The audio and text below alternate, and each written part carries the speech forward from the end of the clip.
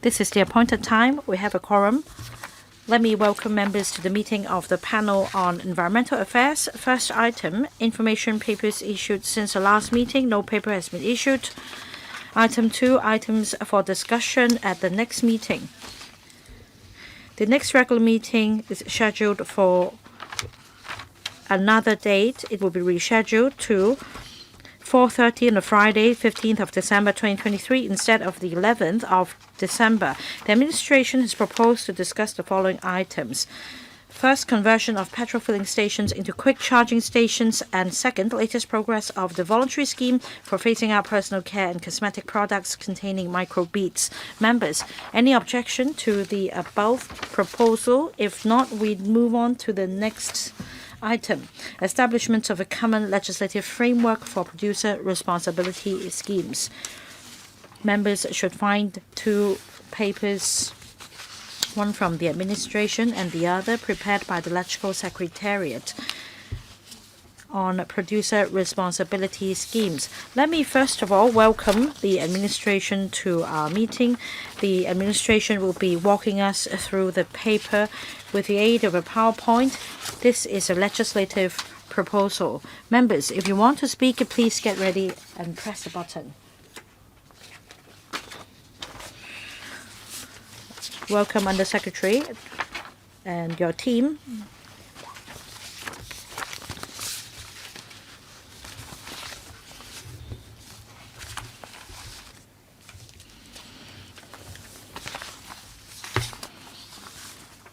Under Secretary, when you're ready, please walk us through the paper. I understand you've prepared the PowerPoint as well. Yes, in order to achieve the dual carbon goal, the administration has been taking forward the waste reduction initiatives. And this paper contains the major tool as part of the initiative. Based on the principle of polluter pays and the concept of eco-responsibility, the producer responsibility schemes require relevant stakeholders, including manufacturers, importers, wholesalers, retailers, and consumers, to share the responsibility for the proper disposal of waste products. This is to avoid and reduce environmental impacts caused by these products. The Chief Executive announced in the 2023 policy address that starting from 2025, producer responsibility schemes will be put in place for 5 types of products, including plastic beverage containers, beverage cartons, EV batteries, vehicle tires, as well as lead-acid batteries. Under the Product Eco-Responsibility Ordinance, we have launched 3 producer responsibility schemes covering plastic shopping bags, waste, electric and electronic appliances, as well as glass beverage containers. Under the PERO, there are divisions in the ordinance setting out the relevant producer responsibility schemes for these products. But the legislative process is relatively time-consuming, and there are many common factors among the PRS. Therefore, we seek to introduce a bill to establish a common legislative framework applicable to different products and to set out the mechanism for individual PRS, the responsibilities of stakeholders, to avoid the lengthy legislative process for each PRS. In the future, we will make subsidiary legislation in relation to individual regulated products so as to speed up the legislative process for introducing PRSs, as well as taking forward the overall waste management strategy and meet public expectation. Now, may I give the floor to my colleague to give you more details about the legislative proposal? Yes, Mr. Luk will have the floor. Let me explain the proposal to establish a common legislative framework for PRSs. We want to amend the ordinance to achieve 2 objectives. First, we want to amend the ordinance to establish a common legislative framework for different products.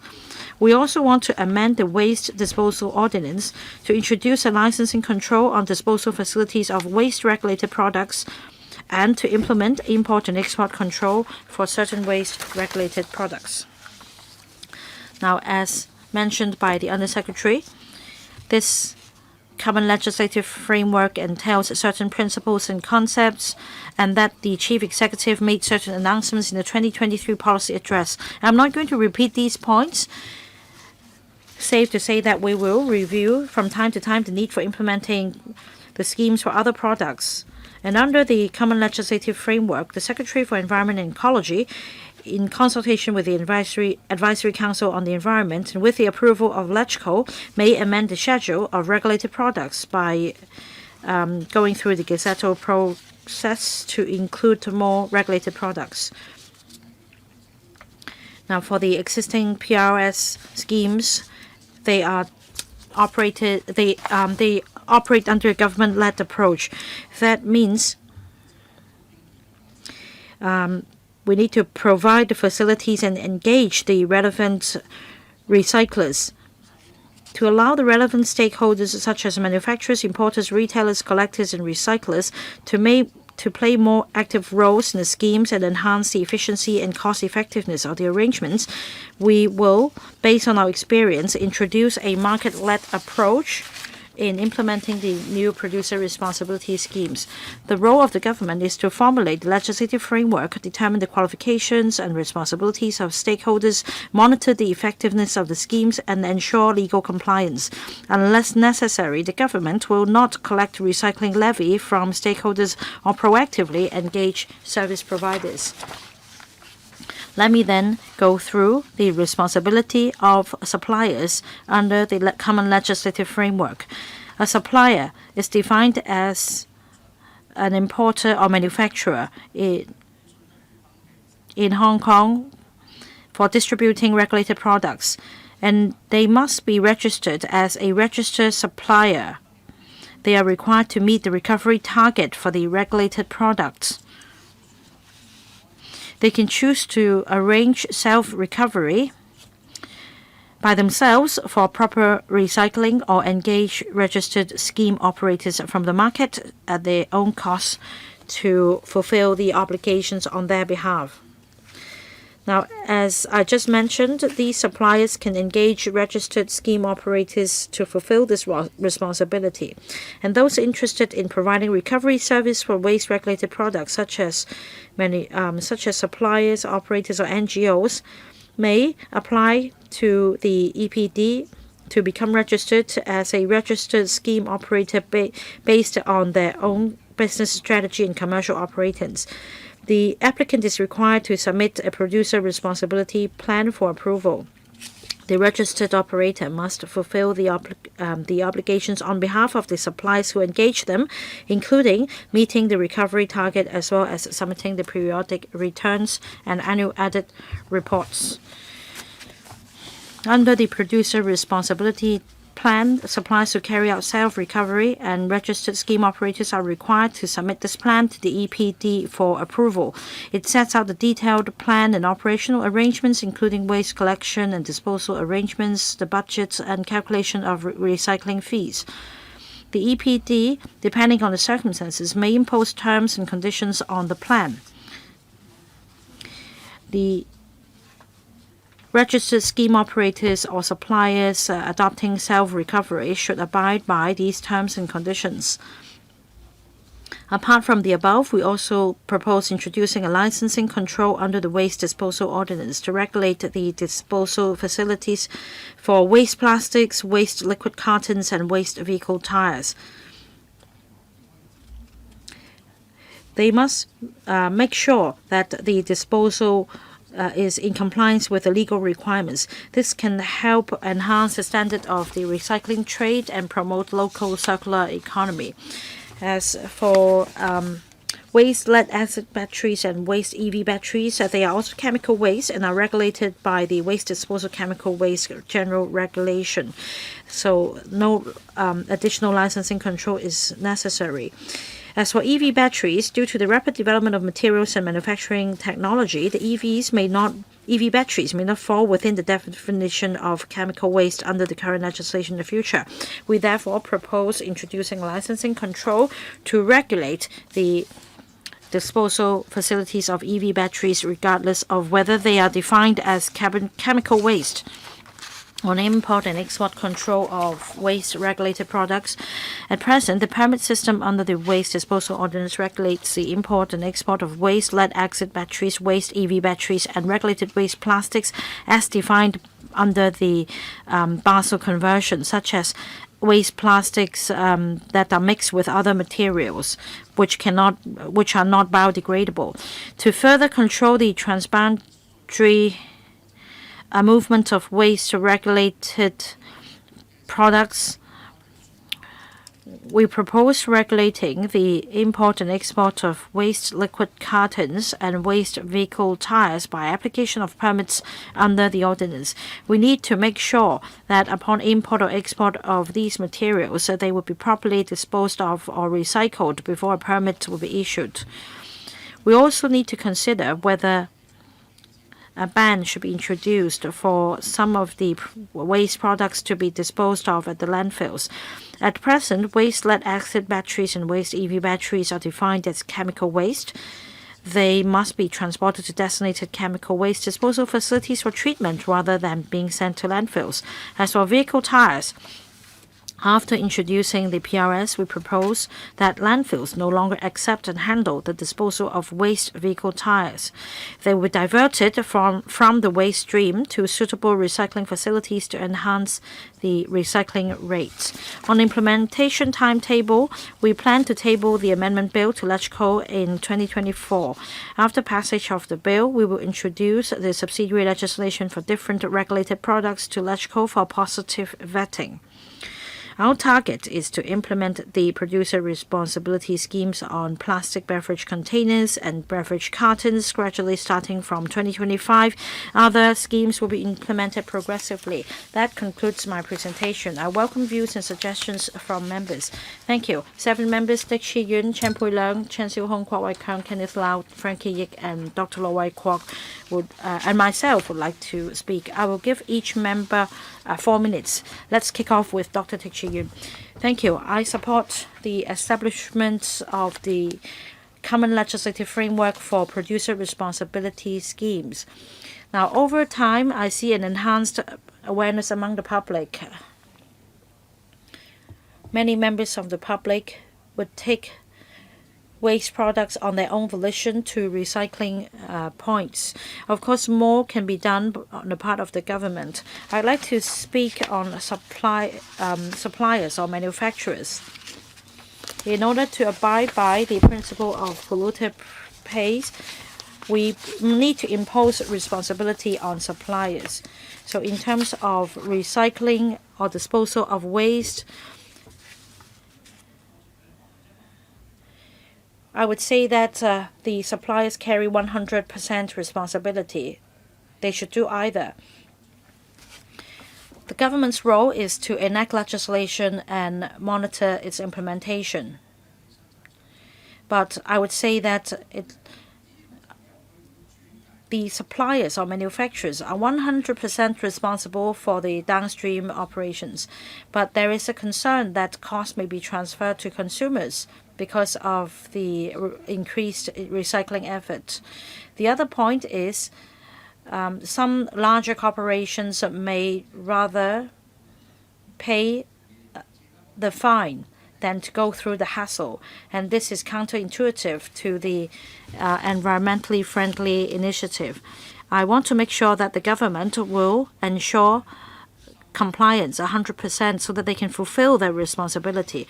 About plastic beverage containers, there is a rebate scheme. I understand the rebate rate is 10 cents. From the Germany experience, it's $1.24. In Korea, $1.08, and then in New York, some $1 as well. If we only set the rate at 10 cents, isn't it a joke? Does it really give any effect to encouraging members of the public to bring them to the returning points? So my first question is there any penalty? Is there any deterrence? Second, is there any way to avoid the cost being transferred onto consumers? And about the rebate rates, 10 cents, How did you come by this rate? And about the legislative timetable, when next year will we see the bill? Under Secretary, I'll briefly respond to the questions. If my colleagues have anything to add, I'll give the floor to them. We mentioned about the common legislative framework. There will be lots of relevant stakeholders. They all have to share responsibilities under the framework. Be it manufacturers or importers, they are all regarded as suppliers. They all have to share the responsibilities. They may arrange self-recovery to recycle waste, or they can engage registered scheme operators to help them recover the recyclable waste. Of course, they will make agreements among themselves. Members asked about this. He is concerned about whether the cost will be passed on to consumers. As an operator, there are a few considerations for them. They have to consider competitiveness. There are different competitors in the market. If they charge a lot of money from the consumers, it will make them less competitive. Also, there are commercial considerations on their part. They would not want to lose their customers. So I believe they will make their own considerations. On the point about 10 cents, there are reverse vending machine, and it has been operating smoothly. And we have been recovering plastic bottles. We have gained experience from the scheme, and we have talked to relevant stakeholders in the meantime. We think that 10 cents is appropriate. Let's see if my colleagues have anything to add.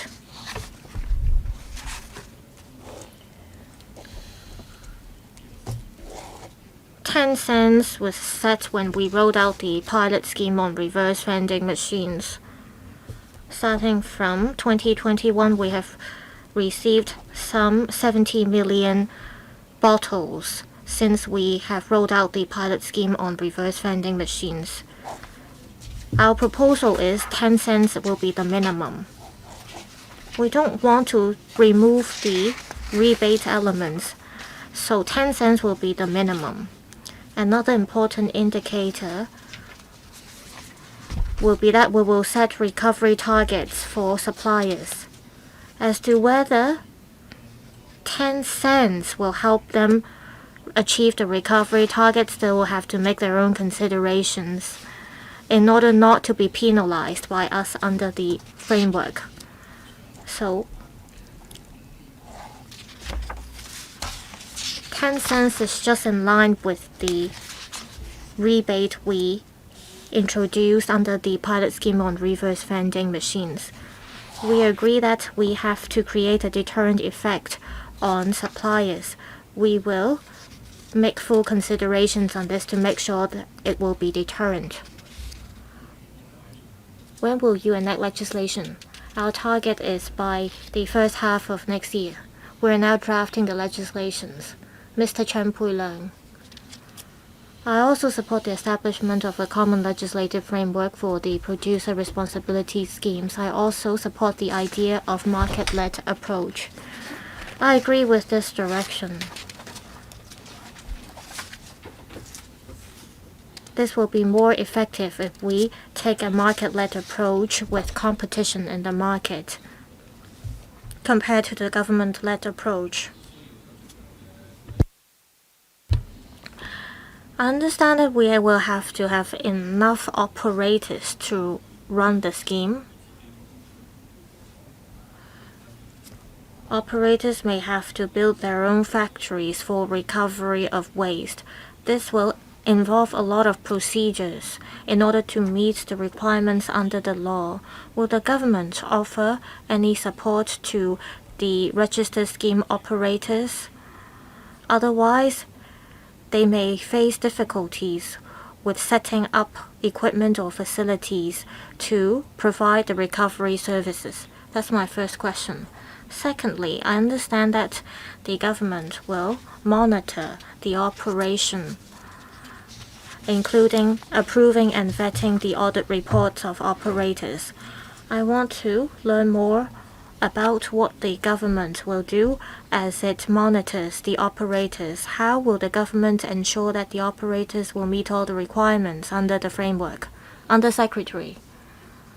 Member asked 2 questions. I will respond to the first question. Operators will have to engage independent auditors to come up with the audit reports. I'll ask my colleague to tell you more about that. We'll roll out licensing regimes. In fact,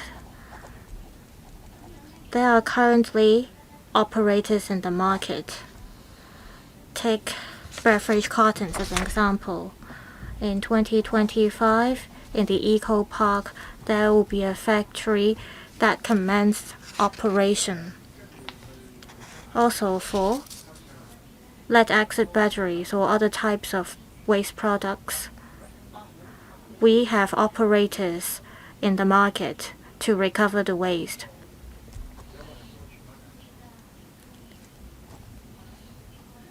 We will put up tendering exercise for operators to bid the projects. We also have some funds in place, such as the Green Tech Fund as well as the Recycling Fund that subsidize projects. If the applicants meet the relevant requirements, we provide subsidies and resources for them to roll out the relevant projects. So we have been offering support to different operators. As for the second question asked by member, I'll ask Mr. Luke to tell you more. Mr. Luke, say for the PRS for glass beverage containers, registered suppliers every year they have to submit an audit report. The report covers information about how many glass beverage containers they have distributed. They also have to report to us on the recovery rate and quantity. They have to achieve the recovery target set by us, so they have to tell us the recovery rate. The annual audit report is proposed.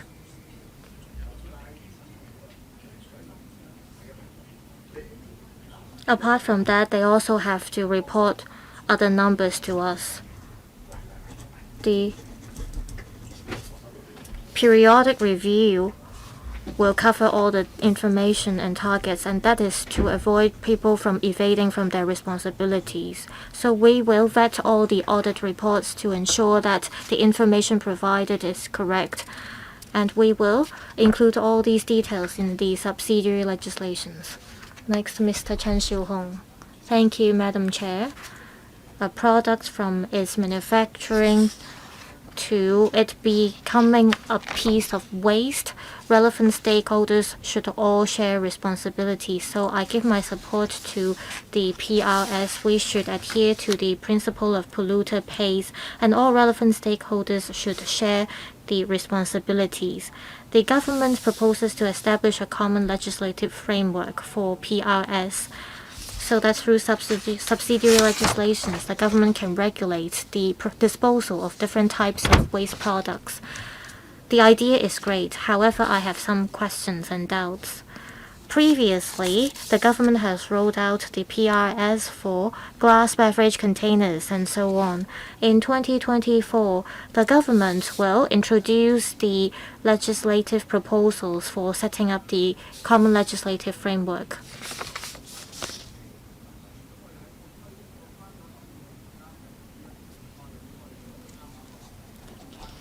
If you have the subsidiary legislations ready for the PRS for, say, plastic bottles or plastic beverage containers, then it will be easier for us LegCo members to scrutinize the bill. You already have the existing PRS in place. I don't see why you have to wait until 2024 or later to introduce the relevant subsidiary legislations. Also, I agree with the government-led approach, or rather the market-led approach. However, I'm skeptical about the effectiveness. I think the government has to set KPIs. You can draw reference from practices in overseas jurisdictions. If you can incentivize somehow the operators to meet the target, they'll be more motivated. If you're offering just, say, 10 cents, you won't incentivize people to recycle the waste. In terms of recovery rate, will the government set indicators? Also, from what we know, there are some major manufacturers that are able to achieve 70% to 80% of their own recovery targets. So how come the government doesn't come up with the same recovery target and penalize the ones that fail to achieve the target? Say you can have a name and shame system. For large-scale enterprises, they have to shoulder the social responsibilities, and they care about the recovery target or recovery rate, I believe. Undersecretary, let me try to respond to Mr. Chen's questions. By 2024, we will introduce the bill, and starting from 2025, the schemes will be rolled out step by step, and we will first work on the PRS for beverage cartons and plastic beverage containers. For beverage cartons, in 2025, the pulping factories in Eco Park will commence operation. So we have the capacity in the market to do that. We have to set priorities. Say EV batteries, we have to roll out the PRS for EV batteries later.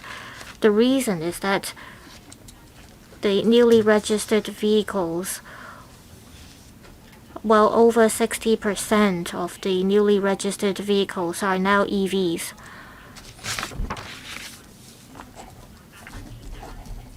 The 68,000 vehicles on the road only account for 7.4% of all vehicles. If we want to recover cost, we need to have 1,000 to 3,000 tons of EV batteries recycled. As at 2027, we'll only see 500 to at most 1,000 tons of EV batteries recycled. We have to look at the capacity of the market. That's why we set priorities for the different PRS to be rolled out. Our target is to boost the recovery rate as much as possible. However, we have to take into account different factors. This includes the capacity of the local market, as well as the general views of the community and the previous experiences and practices of other countries. We have drawn reference to previous indicators. Well, since we have to take into account different factors, well, we want all these PRS to be successful, and we want to roll out these schemes in a gradual and orderly manner, and we want to set a target that is achievable. We will introduce subsidiary legislations, and when we have the conditions in place, or when we are better positioned to achieve our targets, we will strive for a more ambitious target. Thank you. Mr. Kwok Wai Keung. This proposed common legislative framework deserves our support. In the previous meeting of this panel, I mentioned that we have joined different duty visits, and in South Korea, it is the manufacturers of the potato chip packaging that is responsible for recycling the packaging. I welcome this proposal from the government.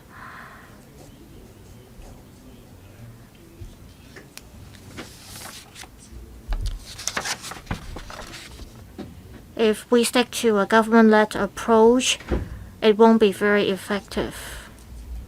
If we have importers or manufacturers responsible for recycling the waste, it will be much more effective. We're finally seeing a proposal from the government. We'll have to wait until next year to know more details, including what the KPIs will be. I believe we'll have to have the subsidiary legislations or the bill itself to understand more.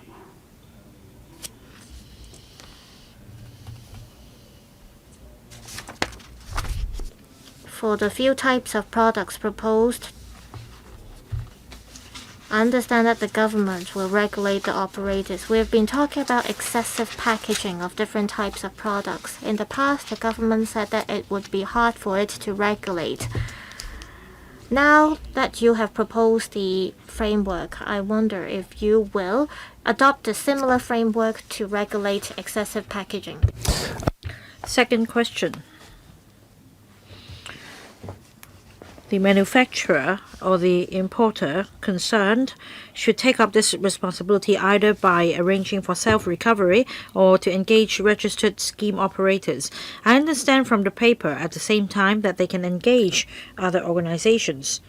Of course, it would be ideal if these organizations can help fulfill the responsibilities, but not every organization has the means, albeit a good network. So how do we leverage on these organizations? The government should provide some support. Now my question is there any policy support for the organizations to take orders from the manufacturers or importers? In order to boost the green collar industry, so to speak, and to attract new blood, we need multi-party participation. So is there a policy direction to further boost the development of the green collar industry? Now on green collar industry and employment, Mr. Lok can supplement later. On excessive packaging, I fully agree with the member. As explained previously, packaging comes in different forms. It can come in the form of paper, metal, plastic wrapping, or wooden packaging. There is also another issue of imported commodities. So it's even more complicated. Regardless of the packaging materials, at present, there are certain schemes that help promote recycling. We will continue to keep in view the market situation. If necessary, in the future, we will give members another update. Mr. Lok will take the other question. Yes, under the market-led approach, as explained just now, for suppliers, importers, or even non-profit-making organizations, they can apply to become a registered scheme operator. The operation, however, should be funded by the supplier. In other words, the suppliers should fork out money and engage the registered scheme operators at their own cost. So I've answered this question. This is to be funded by the suppliers. In the recycling chain and the green community stations and the return points, NGOs extensively participated in our effort. So after building their own network and enhance their expertise, the NGOs may consider their own capability and see whether they want to participate in recycling on a larger scale for, say, plastic beverage containers. Thank you. Next, Mr. Kenneth Lau, Deputy Chair.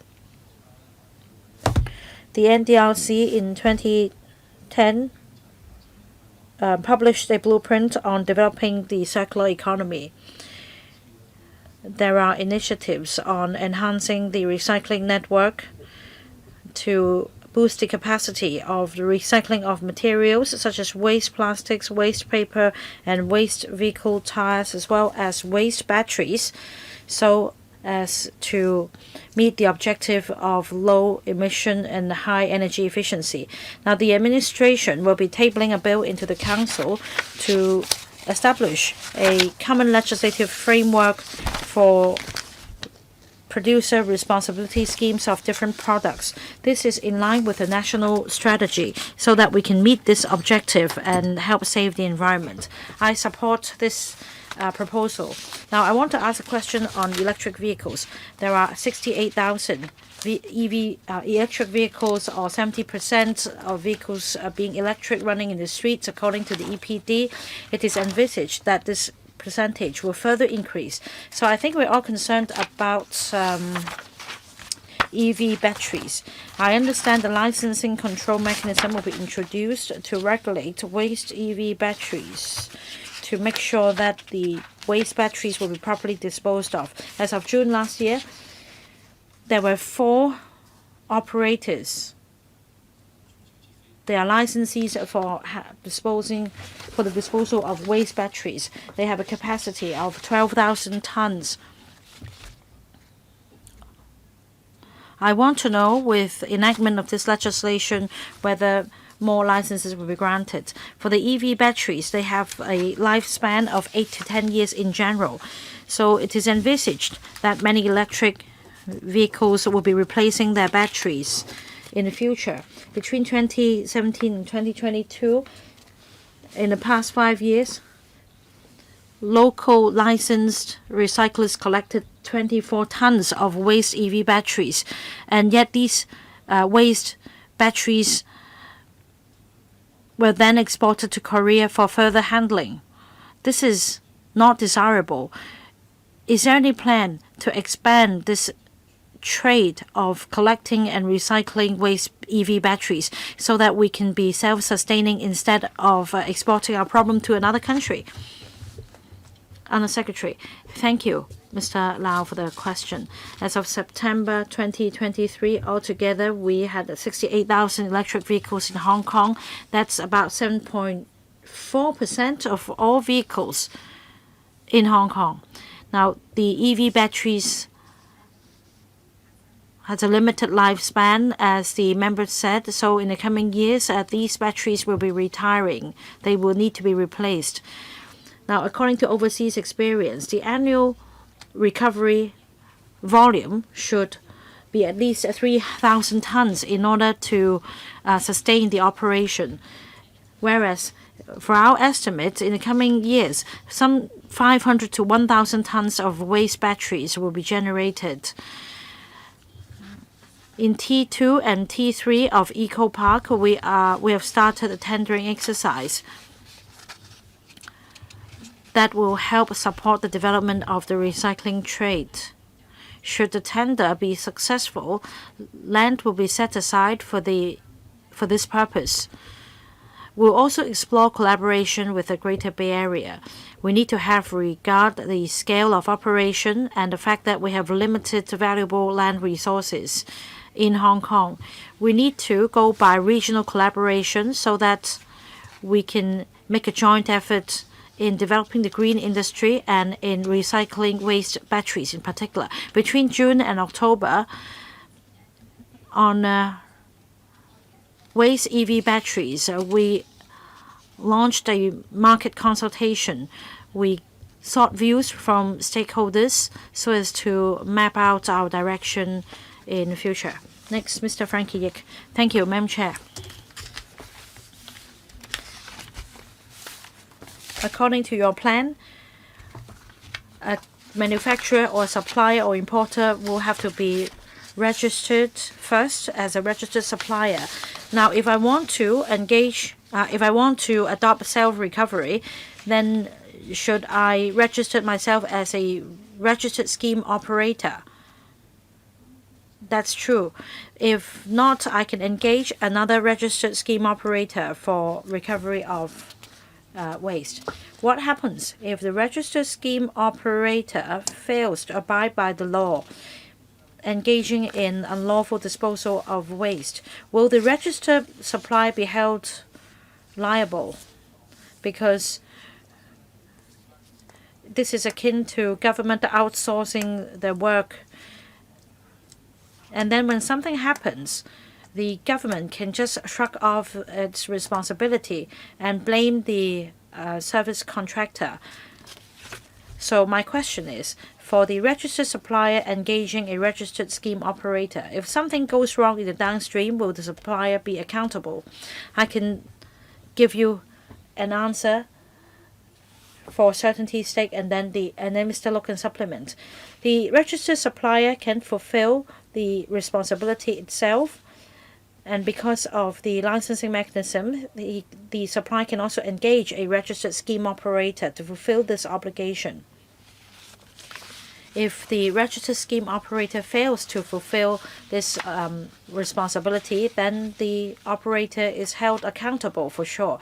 And since the operator is working for the supplier in this arrangement, then the liability falls with the registered scheme operator, not the supplier who engaged the operator. I can ask my colleague to explain a bit more. No, let me just talk about outsourcing. For government contracts, the responsibility goes with the contract. We don't think this is the right approach. Now, for registered,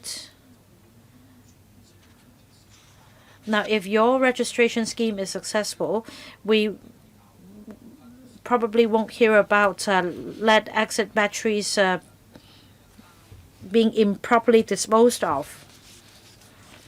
So we need to make sure that there will be monitoring over the work of the registered scheme operators in the downstream to step up your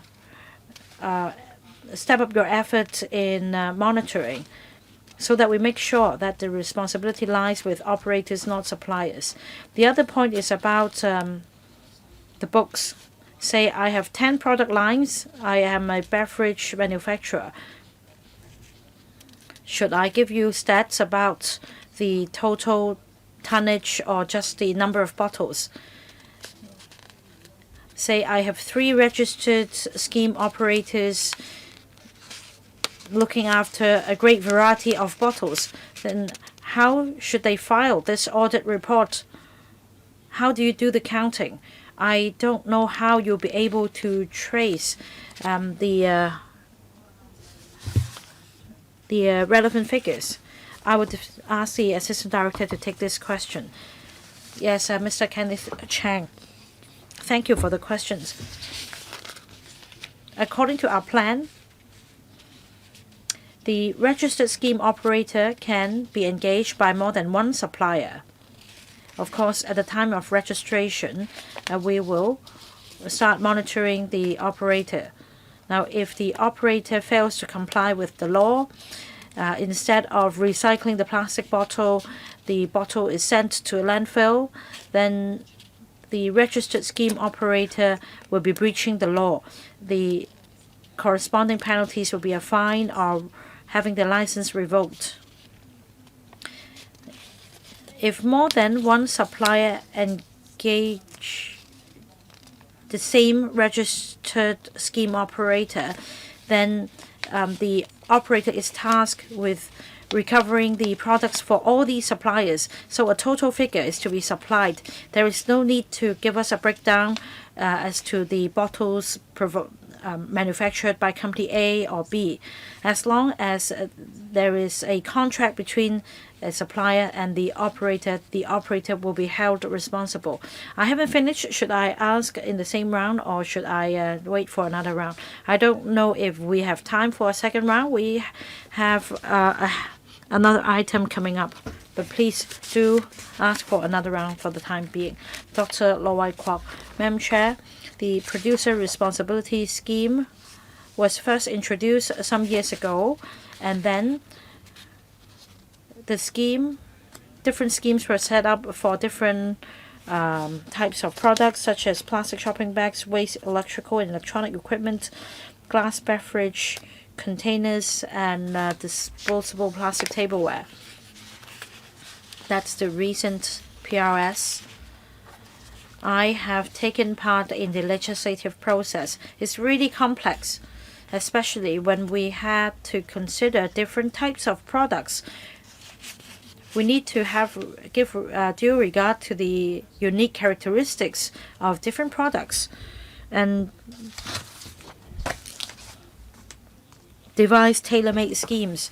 Back then, for waste electrical and electronic equipment, the government thought that there must be some value in the waste products, and thus some operators would, on their own volition, start the recycling business. But nowadays, council members have discovered that the operators are unable to sustain the business simply by recovering and recycling these products. Subsidies are required to support their operations, and eventually the government introduced a levy, having heeded our views. Now this scheme is a success, so we need to iron out various details. This proposal entails a common legislative framework for producer responsibility schemes. This is a good deed because we need to cater for different types of products.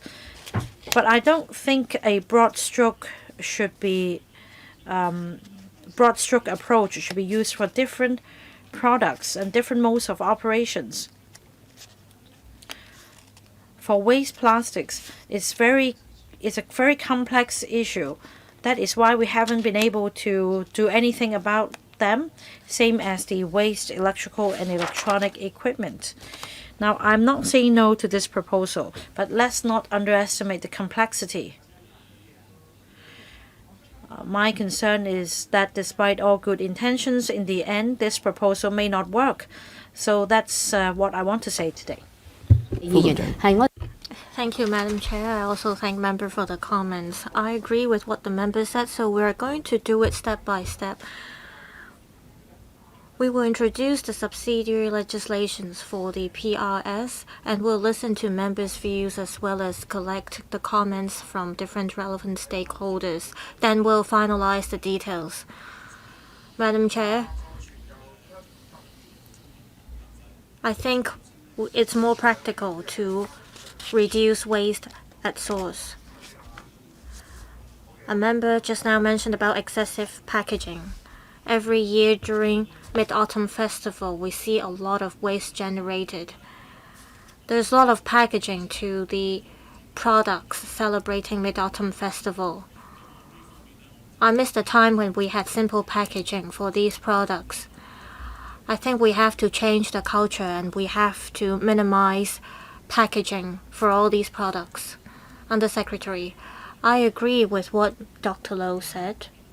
For certain trades, we have formulated practice guides for reducing packaging to encourage relevant stakeholders to minimize packaging. We have also talked to relevant stakeholders to come up with practical measures that we can roll out. We will also educate the public and do more publicity work to promote waste reduction at source and minimizing excessive packaging.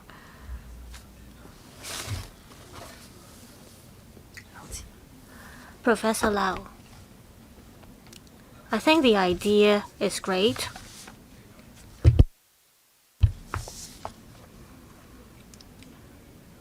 However, I think everyone in Hong Kong should be made responsible. From the government's paper, it looks like it is the manufacturers and importers who will be responsible.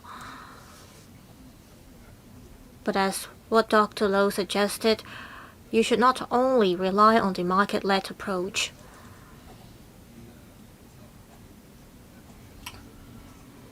How are you going to dispose of the waste collected? Different types of products are mentioned in your paper. For some of the products, they have their economic value. However, for some other types of products, you need a lot of resources to recycle them.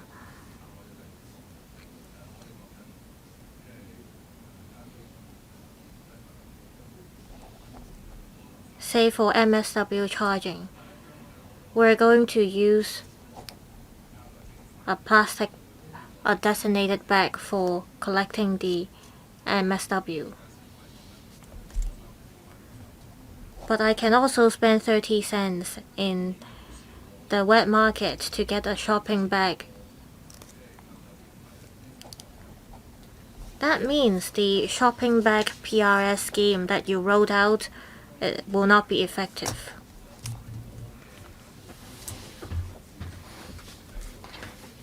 In Hong Kong, we are generating different types of waste every day.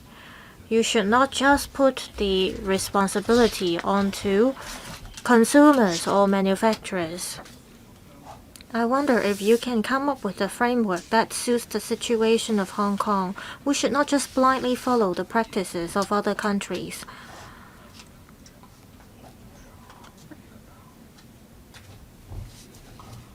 If we cannot avoid generating waste, then we should come up with different proposals.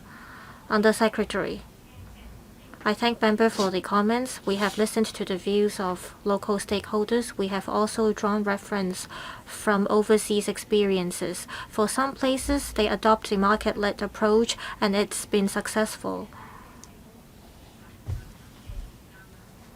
Under this proposed framework, different stakeholders share the responsibilities. For the government, we do not only set up the framework, we also set out details to ensure the qualification of the operators. Will also monitor the effectiveness of the scheme to make sure that the relevant stakeholders and parties will comply with the law.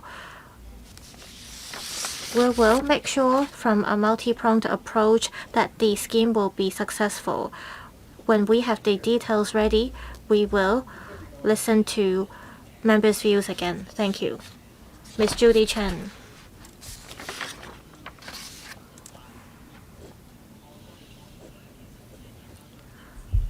I believe that we all agree that we have to be more environmentally friendly, regardless of how fast we have been moving towards our targets. The government proposes a market-led approach.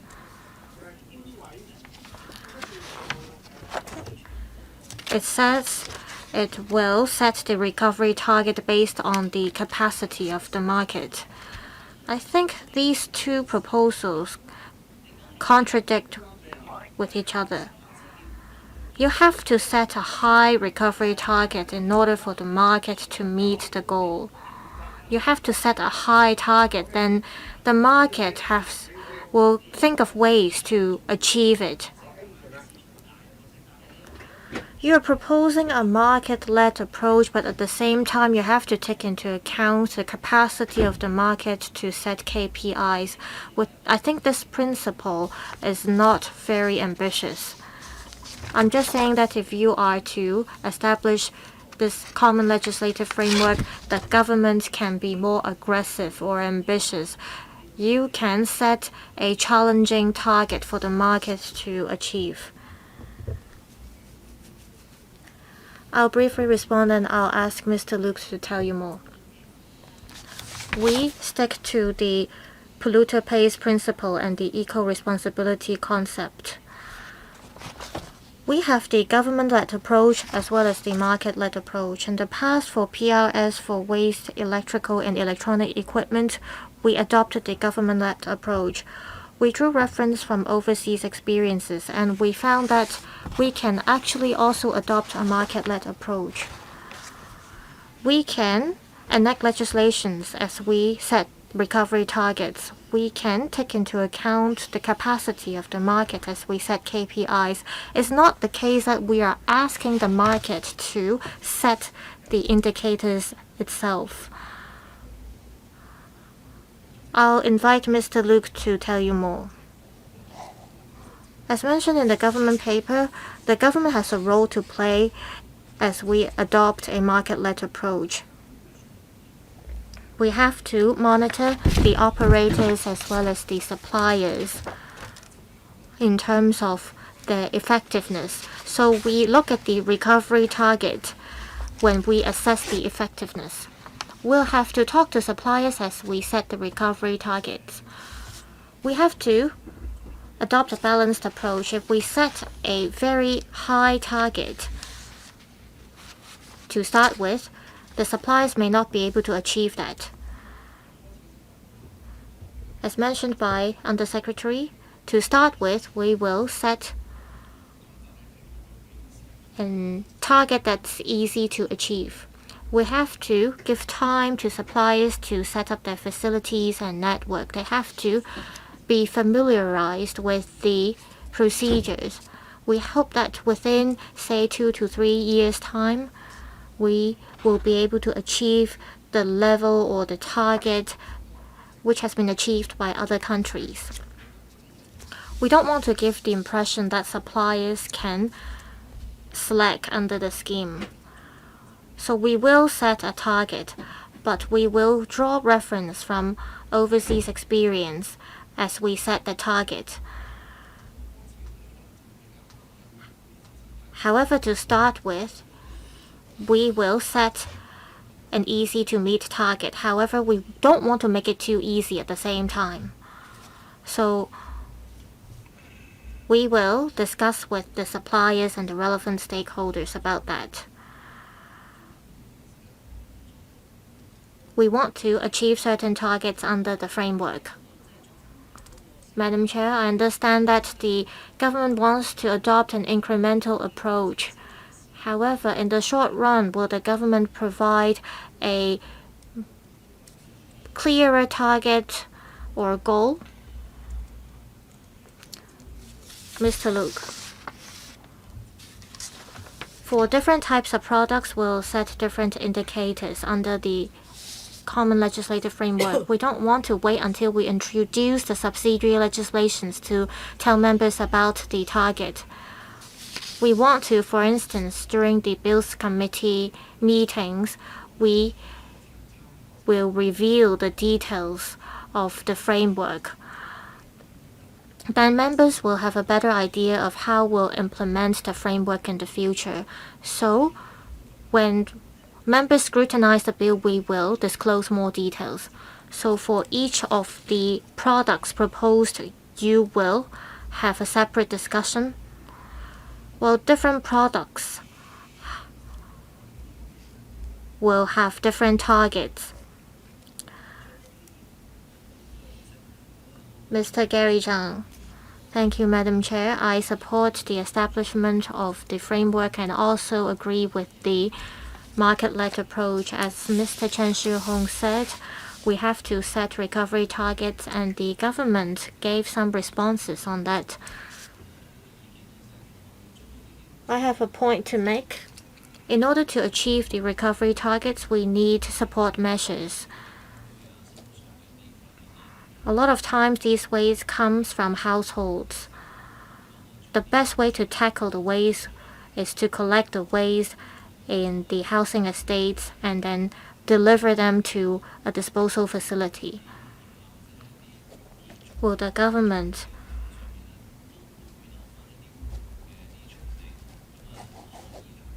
reserve facilities in certain properties so that there is space and room for cleaners and relevant stakeholders to handle these wastes? Thank you, Madam Chair. Mr. Luke. In new buildings, there is space and room reserved for recycling these wastes. So waste can be collected in the space reserved. As mentioned, we will collect waste in the community networks. Next year, we will introduce a new legislation requiring property management companies or private buildings to set up collection facilities to make it easier for residents to bring the waste to the facility in their housing estates. This is in line with the MSW charging scheme. Our target is we will be able to implement that next year, and we will introduce the bill to the LegCo early next year. All right, I'm next to speak, and I have this question. Members ask a lot of questions today. We understand that after consulting the relevant trades, you will be submitting proposals for different products. And I just heard from Deputy Director that the recovery rate target rate will be gradually increased, and you will exercise your brain cells in determining the rate so that it would not be excessively low or high. I hope you understand that members in general support your proposal. We also want the government to make a bolder move. You should be more aggressive. Now, because we've heard discussions in the community about the level of rebate, whether it's 10 cents or $1, and you answered by saying that this is just a minimum rate based on the reverse vending machine pilot scheme. Well, despite a good recovery rate, it just constitutes a small percentage of all plastic bottles consumed in Hong Kong. Have you conducted any scenario analysis? That is, if you provide a rebate to 50 cents or $1 in different scenarios, what is the impact on the effectiveness? We want this to be expeditiously done. We don't want you to come back just 5 or 10 years down the road and tell us you need to adjust the rate. Because for producer responsibility schemes, they're happening in different countries nowadays, and there are sufficient data to tell you what works. According to experts, if the rebate rate is $1, you can achieve a 70% recovery target rate. So if you only provide a rebate of 10 cents for plastic bottles, it's really not convincing. You should raise the rebate rate. Now, the point is plastic bottles don't have market value. There is no downstream transactions. If there were transactions, then they would disappear from the rubbish bins in the streets. The other point is you need to step up deterrence in order to ensure that suppliers and manufacturers will fulfill their responsibilities. And Mr. Frankie Yik also asked a question about the delineation of responsibilities between the producers and the registered scheme operators. We don't want to see both sides passing the buck to each other. There are questions not yet answered today when it comes to waste EV batteries. Is there a timetable? I don't think I've heard anything from you just now. Right, you asked a number of questions on the 10-cent rebate level. We are keeping this same level of rebate in line with the pilot scheme on reverse vending machines for plastic bottles. So as a start, the same rate will be provided in the future. Now, this is the minimum target. If this target can be met, then of course they need to adjust the strategy by raising the rebate rate to 20 or 50 cents. Whether this will be reflected in the retail price of the beverages is for the suppliers to decide. At present, I don't think this is a direct factor in determining the market price. Well, that is why I say the recovery target rate is really complicated. If the rate is set at a high level, then regardless of the rebate rate, they'll be able to find interested players in the market. What I don't want to see is to set a very low rate as a start and then adjust it afterwards. At least you should tell us a timetable. Say for the first year, the rebate rate is so and so, and then you gradually increase the rate of rebate instead of having a review only 2 years down the road because we don't think it is effective. That is true, Madam Chair. In setting the recovery target rate, we will look at figures in the coming few years. We will make sure that we're comparable to other jurisdictions so that we can bring ourselves on a par with other jurisdictions in recovery target rates for the coming years. Our goal is to encourage recovery. So in terms of the rates and the timetable, we will be as aggressive as possible. 2 members would like to have a second round. In the interest of time, I'll only give these 2 members 2 minutes each. Mr. Chan Sil-hong. First, I agree with Madam Chair, as mentioned by other members as well. The government should be more aggressive. You should lay down aggressive targets and penalties with sufficient deterrence. Now, on market-led approach, if the market operation is effective, you won't be coming back and telling us that there is a problem with increasing the recycling rate. I have a question on a return point. For plastic beverage containers and beverage cartons, it is important to provide more return net points. There must be a point in each neighborhood for greater accessibility. So for retailers with 200 square meters of floor space or more, they are of scale, and a returning point should be set up for the operation of recovery of bottles and offering of rebate, etc. That means for retailers with less than 200 square meters, they will be exempted. What about small-sized convenience stores? Will the government require return points to be set up in shopping malls and MTR stations to expand the network? Mr. Lok, Deputy Director. Yes, thank you, Mr. Chan, for the suggestion. The government considered imposing this requirement on shopping malls. We talked to the retailers. For example, there may be a number of retailers in a single shopping mall selling the same types of products. It would be pointless to provide an RVM in each of the retail outlets. So as far as the law is concerned, if we place one machine there, then several retailers can benefit from the machine, and they will be exempted from setting individual machines in their outlets. Now, about what Mr. Chan said, apart from the rebate rate of 10 cents, it is also important to provide more return points in order to meet the recovery target. So for the operators, in order to achieve this recovery targets, they need to set up more return points. They also need to enlist the help of retailers. At the same time, we are fully aware of some retailers operating on a very small scale.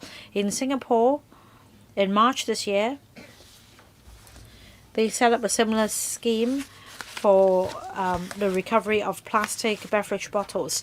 They also adopt the same threshold, that is an operating space of 200 square meters. By setting up more return points, we can build a bigger network. I think Mr. Frankie Yik is in the other room attending the development panel meeting. I'm afraid he won't be able to come back in time. Anyone else? Mr. Michael Lok, when did you... Okay, it's for the next item, right? I drew a line just now. We need to move on.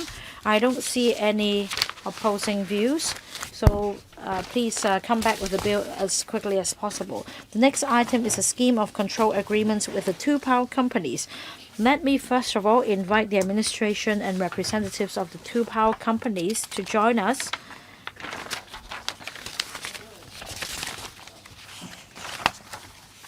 Well, I understand that papers will be tabled, right? I see papers being handed out now. Welcome, Secretary. We have a paper from the Environment and Ecology Bureau as well as materials provided by the 2 power companies. Mr. Michael Tian, you also press the button.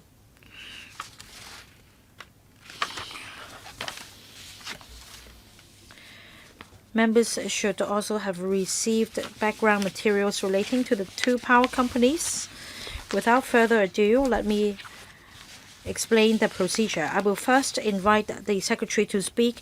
The two power companies will then have 10 minutes each to address the panel, and then the floor will be open for questions from members. Now, let me first of all remind the two power companies that the speech you make here will not be subject to the exemptions and protections under the Legislative Council Powers and Privileges Ordinance.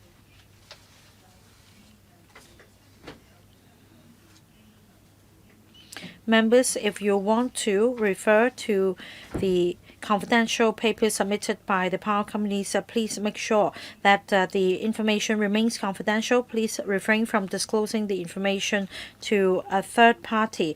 At the meeting, members must not disclose the confidential information to the other power company. I will first invite the Secretary to speak.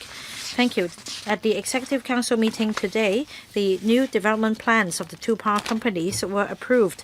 The Environment and Ecology Bureau also reported to the Council the outcome of the 2023 interim reviews, as well as the consensus reached by the two power companies. On the basis of this consensus, the scheme of control agreements will be modified. This exercise will take effect in the beginning of next year. In terms of the new development plans in the 2024 tariff review, it is the government's energy policy to ensure that electricity supply to the community is safe, reliable, environmentally responsible, and at a reasonable rate. And in examining the 2024-28 development plans of the two power companies, the government would only accept those capital project proposals which are considered absolutely necessary. We plan to import more clean energy in the future, and therefore the government would contain the local generation investment by the two power companies. After careful deliberations, the total capital expenditure for the new development plans are both lower than the levels in the previous development plans. Regarding the 2024 tariff review, net tariff is the rate payable by consumers. It has two main components, that is, the basic tariff and fuel clause charge. Owing to capital investment and cost escalation, the Hong Kong Electric will increase its basic tariff by 4.4% with effect from the 1st of January 2024. For CLP, it will increase its basic tariff by 3.1%. However, due to recent drop in international fuel prices, the resultant 2024 net tariff will be reduced compared to January 2023, that is by 16% for Hong Kong Electric and 7.4% for CLP respectively. The basic tariff from 2025 to 2028 is projected to increase at an annual rate of about 2 to 3% on a par with the inflation rate. Assuming that fuel prices will remain stable, the average annual increase in net tariff is projected to be not more than 2%. As for the 2023 interim review, we have proposed modifications in a number of areas, including reducing the permitted returns, requesting power companies to share fuel costs in the event of energy crisis, enhancing the incentive penalty mechanism to enhance reliability of power supply. After rounds of negotiations with the power companies, they have agreed to modifications in the following three areas. First, special tariff relief mechanism during energy crisis. Second, a new penalty scheme for large-scale electricity supply interruptions. And third, enhancing transparency on information disclosure to the public. My colleagues will walk members through the 2023 interim review and the consensus reached with the aid of a PowerPoint. The Hong Kong Electric and CLP will then brief members on their new development plans and also the 2024 tariff review. Deputy Secretary will now have the floor. Mrs. Millie Ng. Yes, thank you. Chair, with the aid of the PowerPoint, I'd like to walk members through the interim review of 2023 as explained by the Secretary. Having had rounds of negotiations with the two power companies, they have agreed to modifications in the following 3 areas as shown on the PowerPoint here. First, the 2 power companies have agreed to introduce a special tariff relief mechanism during energy crisis. That is, from their non-scheme of control accounts,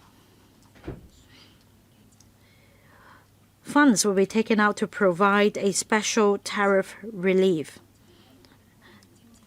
This will be triggered during an energy crisis as a result of geopolitical tensions, natural disaster, or unforeseeable market volatility, where there is persistent surge in fuel prices, leading to an increase in the total tariff of more than 20% for Hong Kong Electric or more than 10% for CLP. So in such an event, a special tariff relief will be provided to the most needy user households. Now you will find a difference in the percentages applicable to the 2 power companies respectively. This has to do with a different fuel mix. We checked the 2022 figures when there was apparently an energy crisis.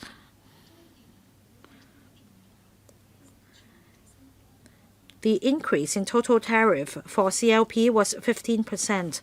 As for Hong Kong Electric, the increase in total tariff throughout the year was 39%. So based on the 2022 scenario, in the middle of the year, basically, this mechanism will be triggered owing to the extent of increase. Now, when this mechanism is triggered, the 2 power companies will make provisions from their non-scheme of control accounts to provide a special tariff relief to the low-consumption residential households. This is subject to a cap. For the Hong Kong Electric, the cap is $180 million. I mean, for CLP. For Hong Kong Electric, after deducting contributions to the Community Energy Saving Fund and other concessionary tariff program for disadvantaged groups,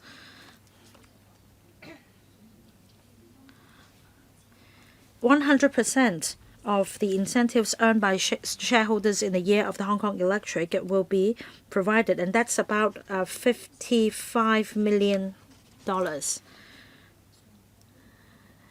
Now, these 2 power companies differ in terms of their scale of operation and their customer bases, hence a different set of figures.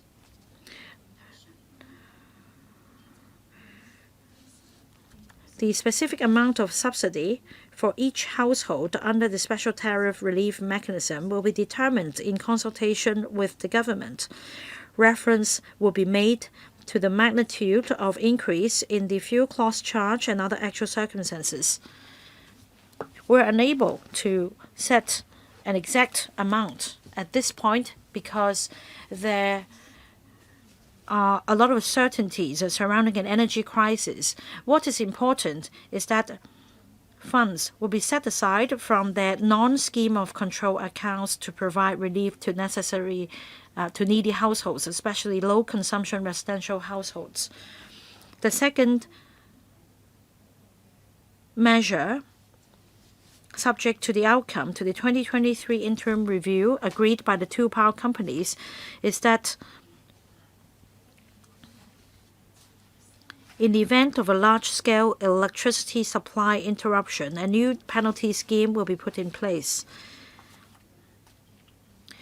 A new performance index will be set up, and that is called the Customer Interruption Duration, or CID. This will form the basis in considering whether penalty will be meted out.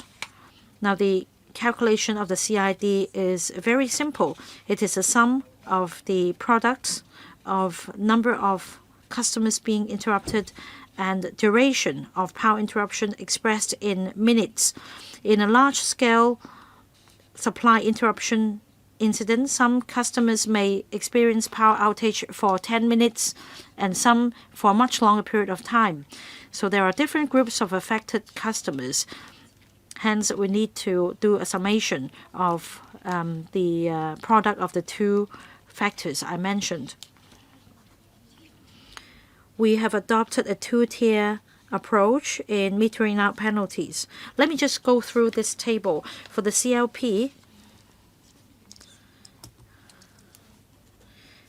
if the supply interruption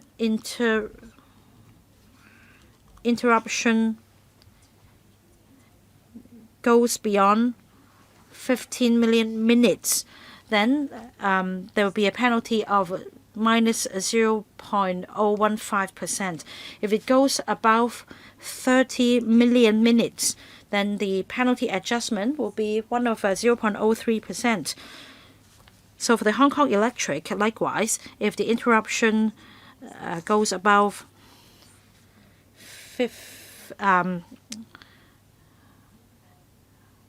5 million minutes, then a penalty will be correspondingly meted out. In fact, we've made reference to the MTR's adjustment mechanism. For Hong Kong Electric, if the interruption incident lasts for over 5 million minutes, then roughly we're talking about $10 million of penalty. If the interruption goes above 10 million minutes, then the level of penalty is $20 million. This will be adopted in the modified scheme of control agreements. However, interruptions due to severe weather conditions, third-party damages, requests of customers, or planned events approved in advance by the government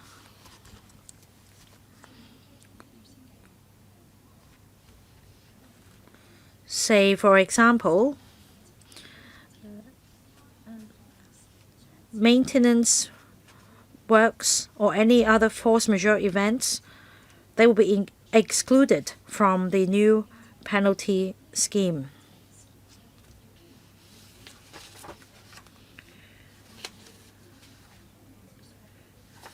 Average serviceable hours or supply restoration mechanism currently adopted by the scheme of control agreement will not be included under the new penalty scheme.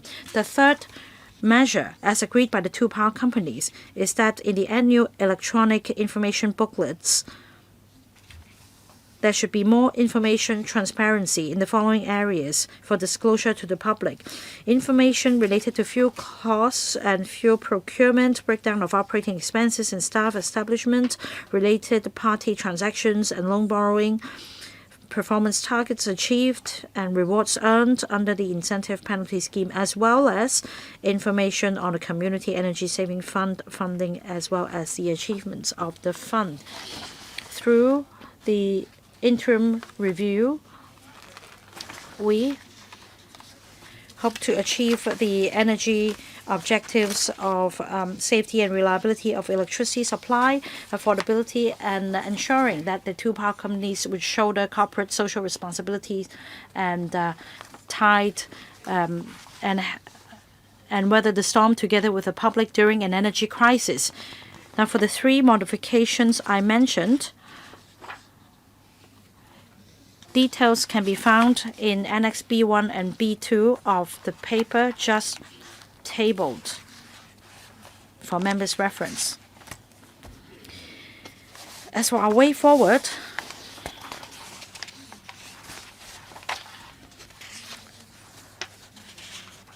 we will sign a written agreement with the two power companies to include the content of the annexes in the scheme of control agreement. Basically, we will be incorporating the content of the annexes in the scheme of control agreements that which will be modified without any other addition. We hope to complete this exercise in just 1 or 2 months. I'll invite representatives from the two power companies to speak. I'll first invite representative from the Hong Kong Electric. Who will speak? All right, Mr. Francis Chang. I'll speak first and Mr. Ho will elaborate. Good afternoon. To achieve the carbon neutrality target, we have built 3 natural gas units to replace the old units. We also have worked with the CLP on the LNG offshore terminals. We also help install meters for customers. We have been working on these and we have achieved progress. We will devote $220 million to minimize emissions, also to ensure stable power supply to tackle extreme weather conditions. We'll also enhance the natural gas use in our fuel mix. We'll also strengthen our power grid. With the increase in cost in operation, we'll have to increase the power tariff by 5 cents. Each unit will cost 19.5 cents. The use of natural gas will increase by 20% compared to this year. But we have seen a drop of fuel prices, so there can be a larger drop of tariff. Next January, the FFC will be 46 cents per unit, which is a drop of 44% compared to this year. With a drop of fuel prices, we are able to lower the basic tariff. Therefore, next year, the net tariff from HEC will be 165.5 cents per unit. It is a drop of 16% compared to this year. Also, we will put in $56 million to reduce carbon emissions, as well as offer support to those in need. We will strictly control the cost as well as increase productivity. Lastly, I'd like to stress that we have seen a drop of fuel prices, but we are still seeing a high level of fuel prices. Also, we're seeing geopolitical tensions. In the coming year, there will be volatility in terms of fuel prices, I believe. Now I will invite Mr. Bill Ho to tell you more about the development of the HEC in the coming year. Mr. Ho, please. Good afternoon, members. I will make a recap of the development plan between 2019 to 2023. I'll also tell you about the development plan for the coming 5 years. Afterwards, I'll talk about the tariffs change. In the past few years, HEC has been reducing carbon emissions to achieve the carbon neutrality target in Hong Kong.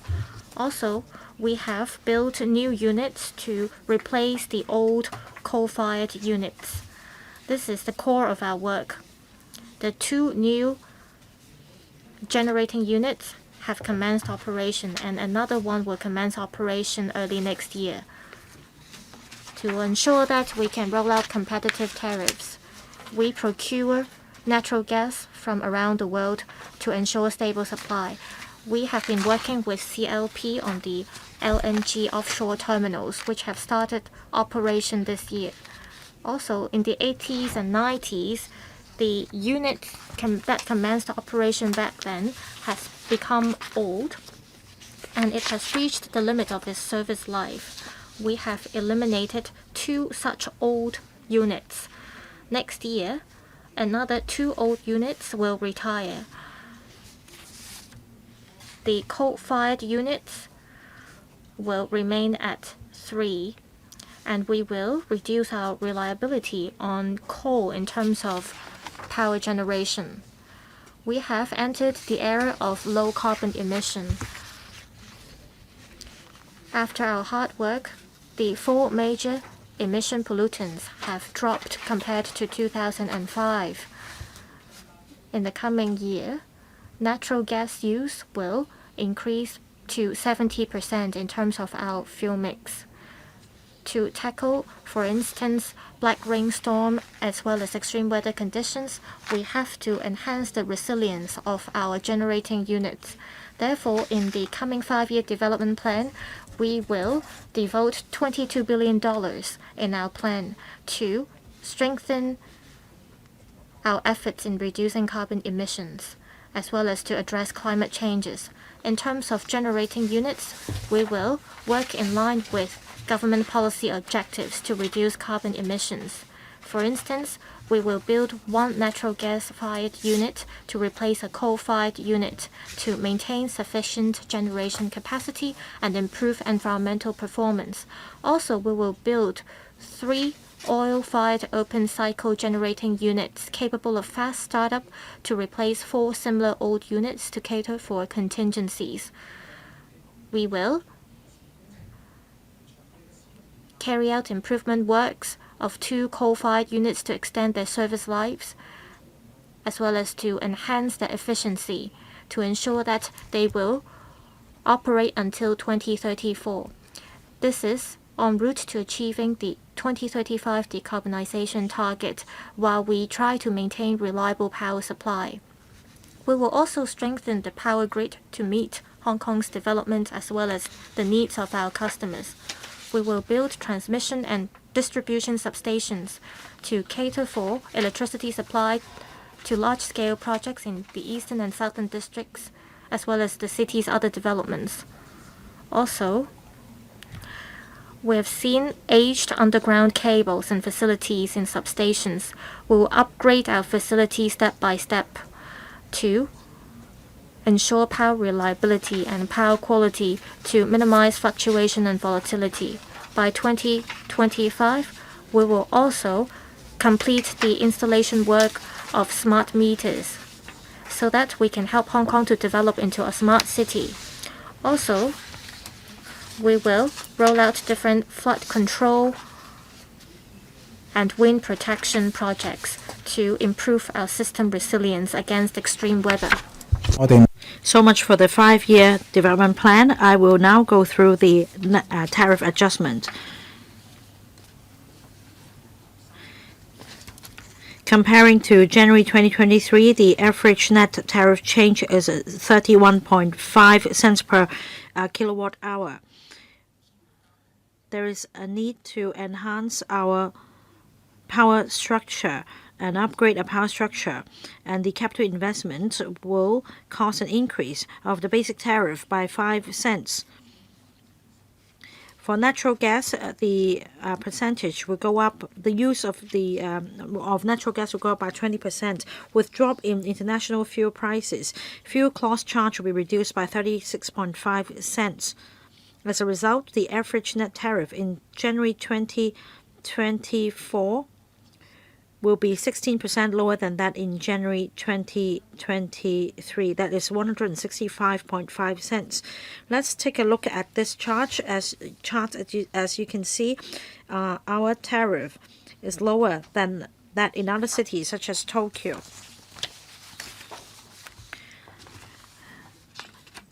You can see from these charts that there is a lagging effect, but the fuel clause charge continues to fully reflect price fluctuations, and we are subject to government's monitoring. We don't benefit from the price fluctuations of fuels. Fuel prices have been stabilizing and easing somewhat, but they remain relatively high. We will continue to monitor the geopolitical tensions and the market volatility as a result. This table shows the expected changes in tariff during the 5-year development plan from 2023 to 2028. The annual adjustment will range from 0.7% to 2.7%. In the future, the tariff will be subject to different factors, and we will review the tariff in due course. $56 million will be set aside to promote smart power services to support the needy groups in the community. We will also help promote carbon emission reduction and the use of renewable energy to achieve carbon neutrality. We will dish out the $200 cash coupons to the underprivileged groups and SDU households. There will also be extensive public education to promote a green and smart lifestyle. To summarize, in the 5-year development plan from 2024-2028, $22 billion will be committed to capital investment to enhance our infrastructure and to meet the various objectives such as carbon emission reduction, such as strengthening the power grid and enhancing system intelligence and automation. The average net tariff for January 2024 will be 165.5 cents, which is 31.5 cents lower than that in January 2023. That is a 16% reduction. So much from me. Thank you. Next, I will invite the CLP representative to speak, Mr. Law. Thank you, Madam Chair. Please switch on to his mic.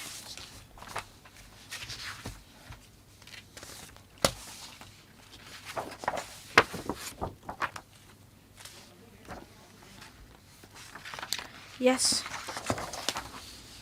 Is it coming through? Madam Chair, members.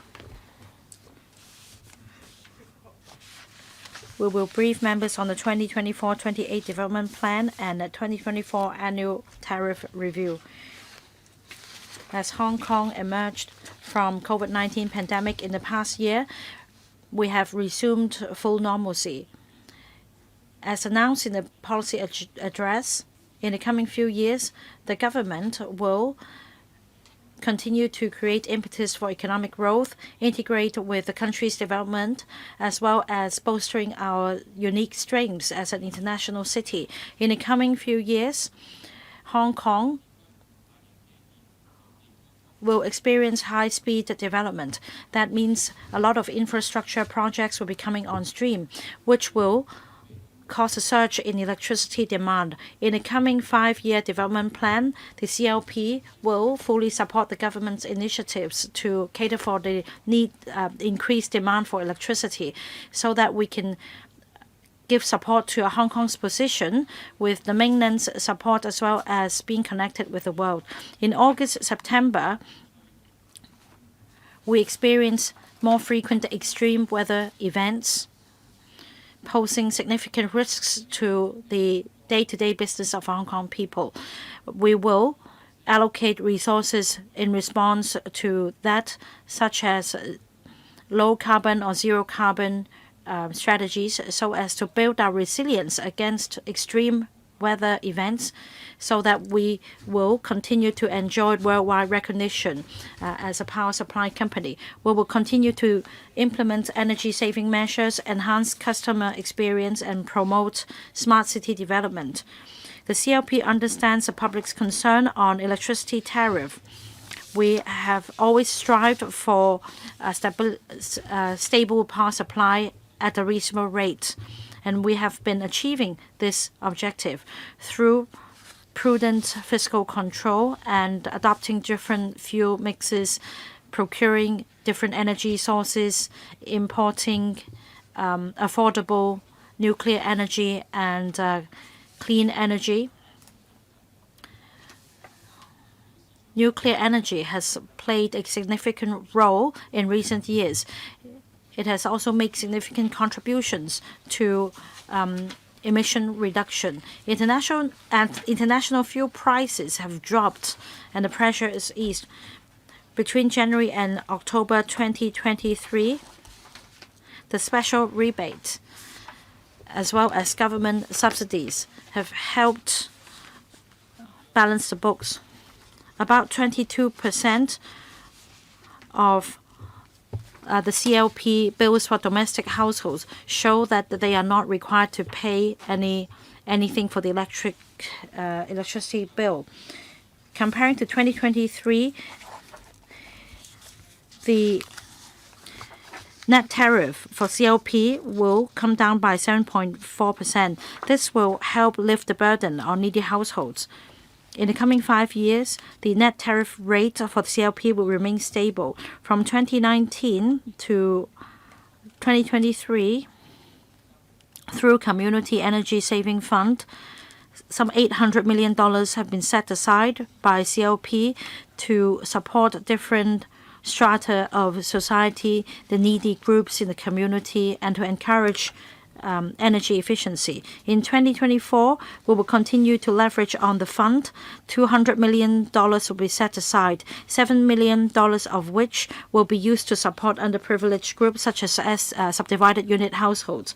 We will provide subsidies to needy households and also help enhance electricity safety at home.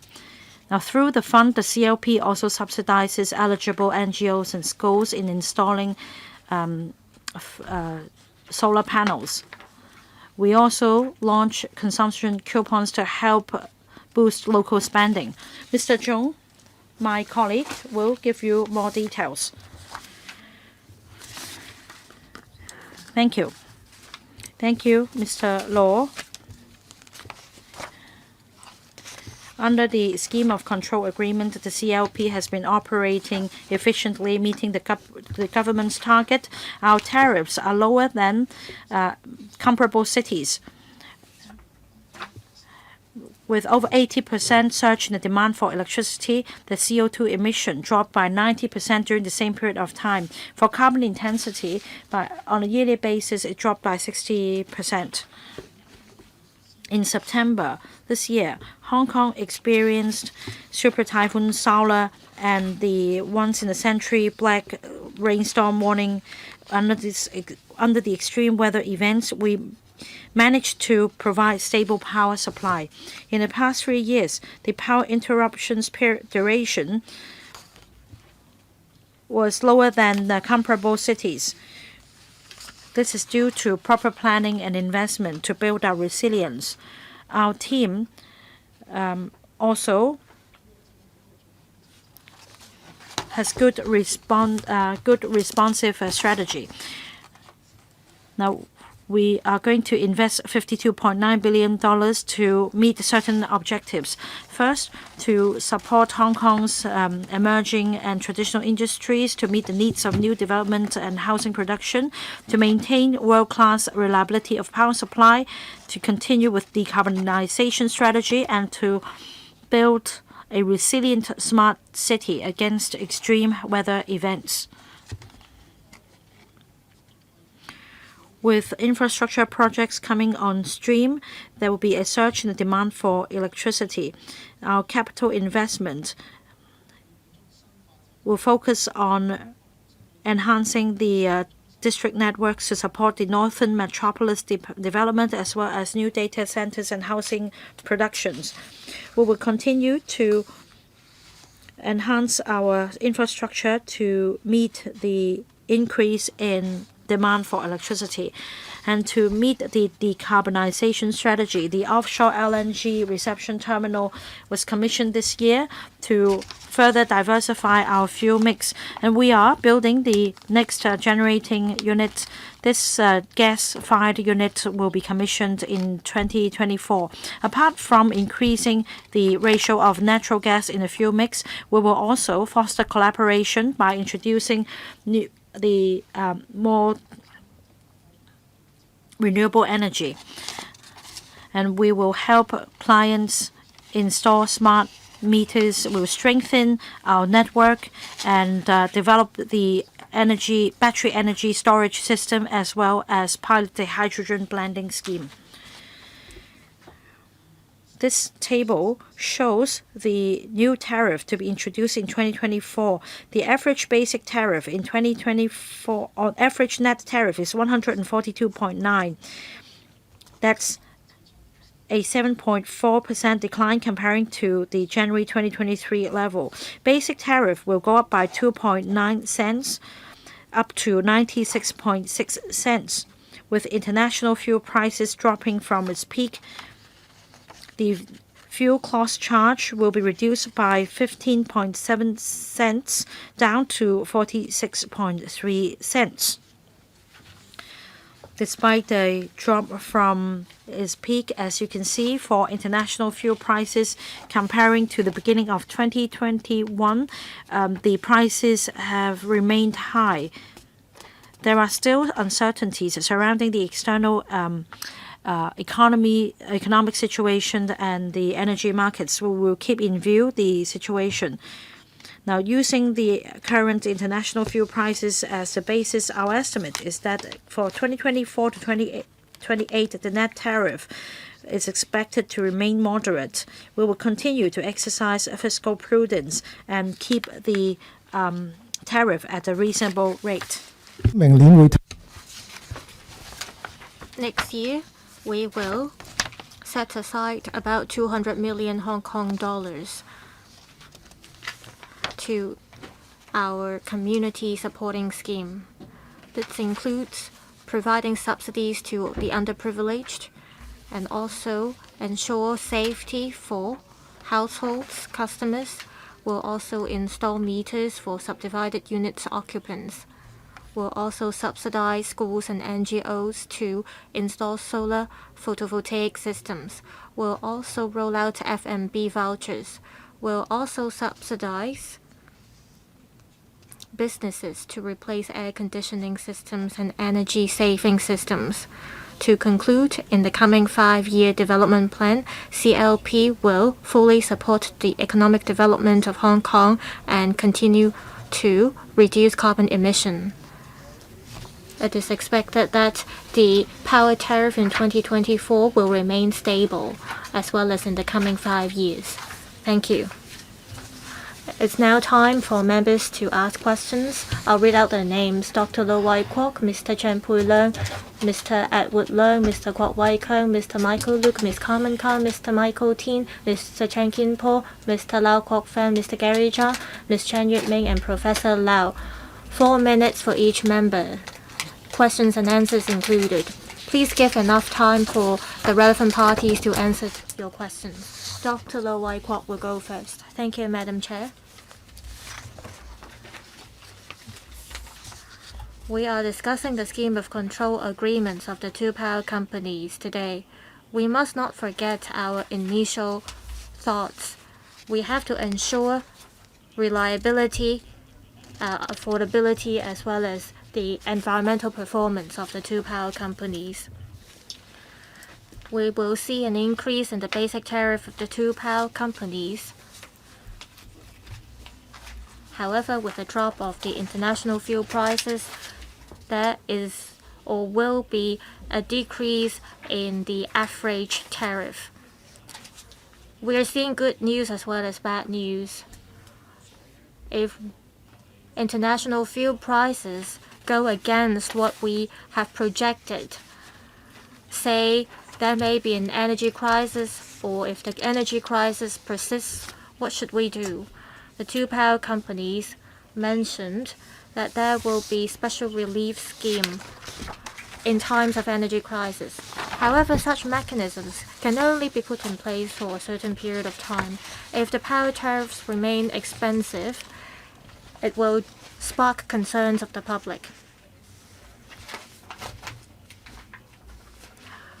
We also see that under the SCAs,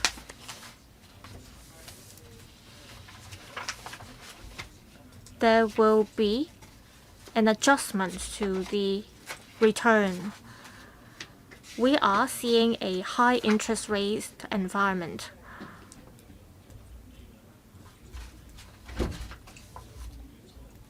The percentage of return may be comparable to the loan interest rate.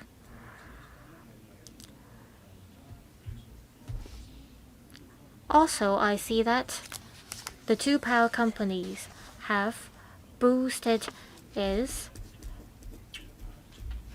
technical aspects, and the reliability reaches 99.9%. In the past, even with power outage incidents, the two power companies may still benefit under the reward and penalty scheme. So, I'm glad to see that there is the new penalty scheme for large-scale electricity supply interruptions which respond to the public's demand.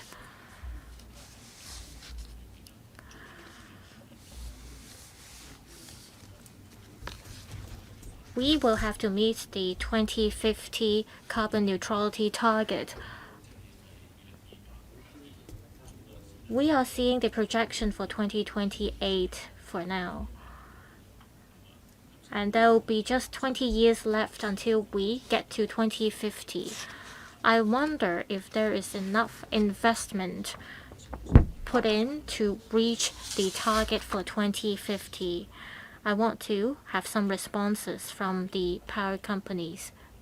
Perhaps the Secretary can respond first. Secretary, this concerns the strategies. As mentioned, there are 4 overarching objectives. They have to be reliable, safe, affordable, and also we look at the environmental performance. We have to ensure supply of zero carbon energy. CLP will strengthen its power supply from Daya Bay Nuclear Power Station. Also, in the long run, in Cheng Kwan O will build a facility there, and it will supply 35% of the zero carbon energy. So 70% of the power supply will come from zero carbon energy. That is until 2030. And we have been working towards our goal, and the 5-year development plan from the two power companies is in line with our goal. Therefore, they are not building new generating units. The Hong Kong Electric is building 1 more unit, and that will be able to meet our target. So we have a strategy in place. We have a decarbonization strategy, and the financial plans and all the other strategies are in line with this goal. Madam Chair, I don't have very clear statistics that show the plan of the two power companies. If the two power companies are not making enough investments, I wonder if we can really meet the carbon neutrality goal by 2050. That's my worry. Perhaps we can explore more about this in the future. Mr. Cheng Pui Leung. Thank you, Madam Chair. I see that the two power companies will drop its tariffs by next year. However, the basic tariff will still see an increase.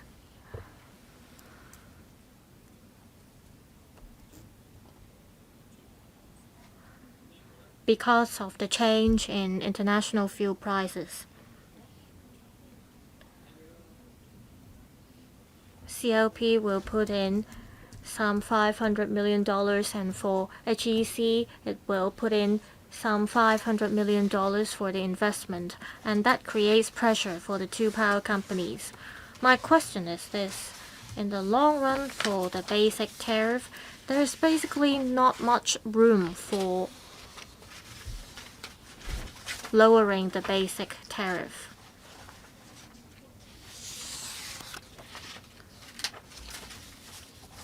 Now that the two power companies have come up with their 5-year development plans,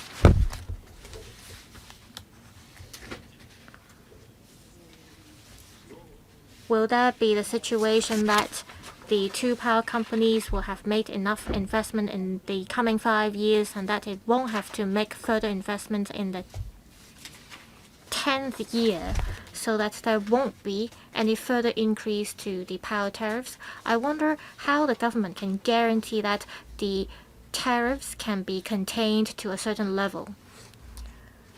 I believe the question is about whether further investments will have to be made by the two power companies after the 5-year period.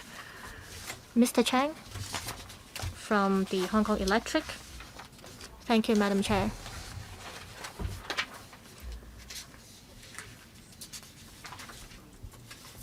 We have to ensure stable power supply. That's an important mission on our part. We also have to look at our environmental performance. We also have to ensure that the power tariff is affordable. And also we have to ensure safe power supply.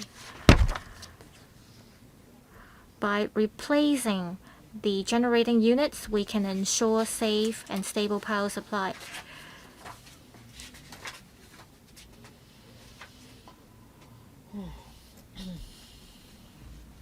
We can see from other countries that the generating unit can really affect the reliability of their power supply. So we have to strengthen our power grid. And we have to make the relevant investments.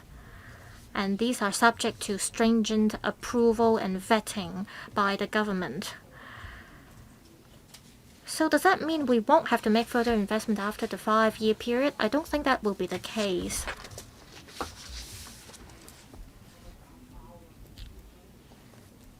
We'll have to take into account whether we're importing more energy or if we are relying more on our own local generating units in terms of the investment scale.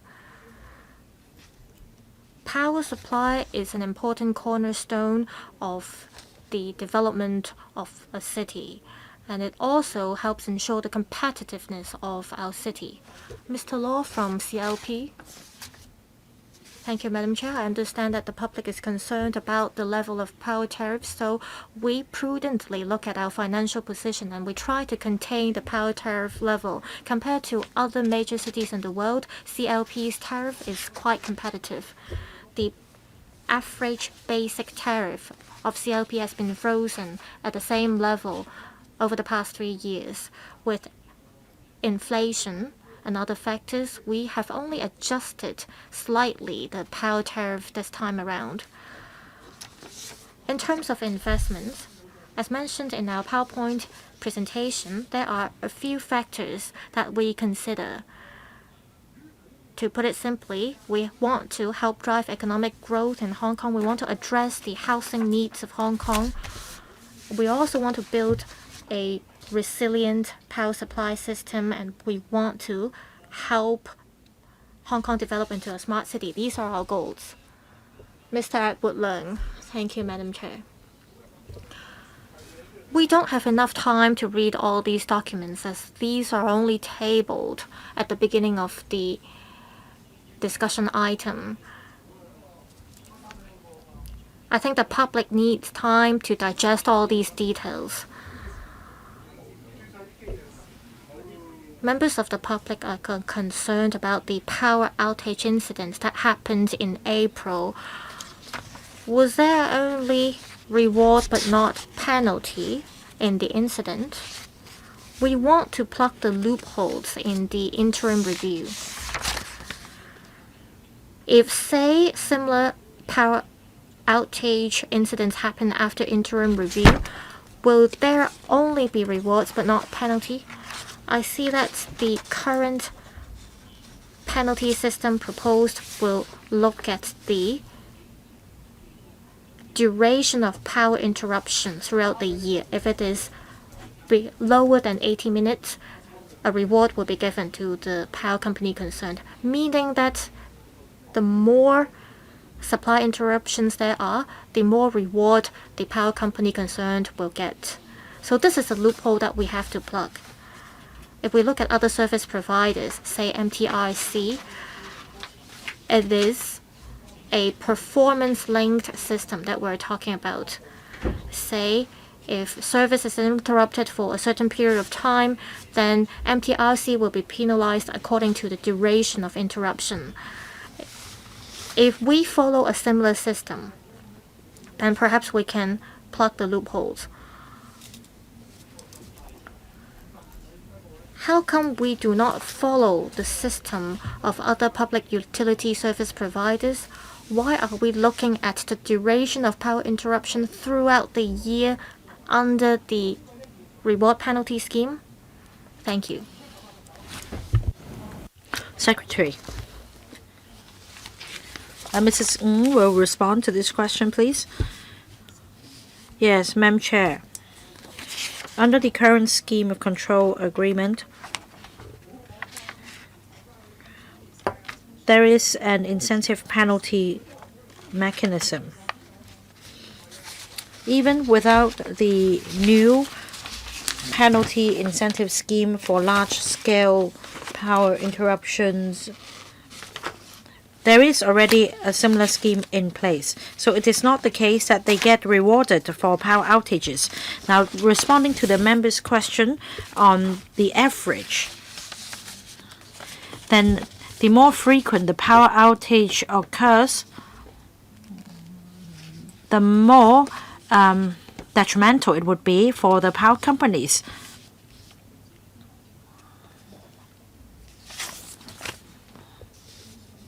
There is an indicator for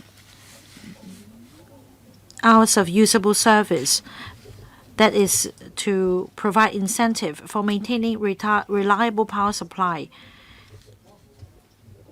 On the contrary, a penalty will be meted out if reliability cannot be sustained. In relation to one-off incidents on a very large scale, we have introduced a new penalty scheme, and the two power companies have agreed to this new penalty scheme in a modified SCA. I still have time left, right, Chair? This is not about the average usable hours of service. I'm talking about supply restoration under the customer performance incentive penalty mechanism. So the more frequent the power outage incidents occur, the more incentive they get. You haven't responded to my question at all. Secretary, let me explain that we're talking about three different concepts. First, about the serviceability of the system. If it's maintained at a very high level of reliability, they get a reward. The second concept is that there is a penalty under the new penalty scheme for large-scale power supply interruptions. So this scheme can address the issue of averaging out the incidents. Mr. Kwok Wai Kau. I think it is some sort of good news that next year there will be a tariff decrease, but it is still not very affordable since the tariff is just coming down from its peak.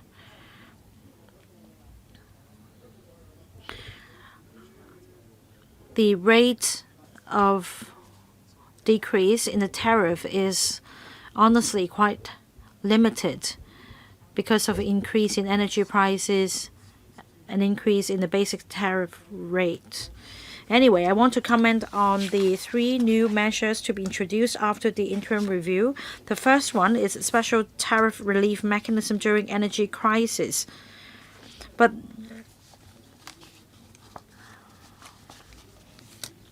there are shortcomings. First, it will come from non-scheme of control accounts. That means additional revenue on top of their normal operations. And there is a cap for the CLP is $180 million for Hong Kong Electric. According to the 2022 figures, this cap is $55 million. Not to mention that the relief will only be provided to low-consumption residential households.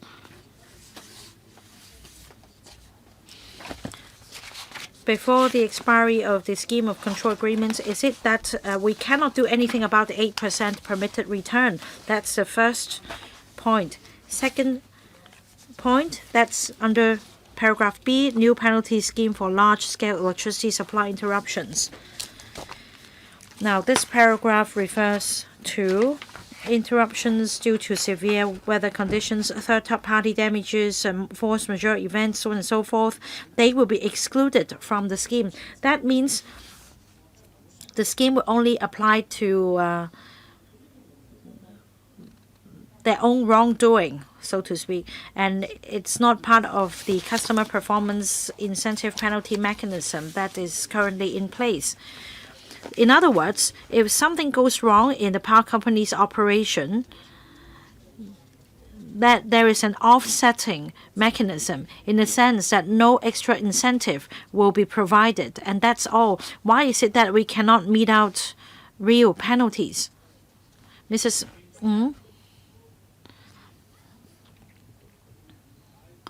Mr. Kwok asked 2 questions. First, on the interim review and the same permitted rate, the rate of permitted return. In fact, we put forward this proposal to the 2 power companies as a result of the feedback we received during consultation with the stakeholders as well as the Legislative Council.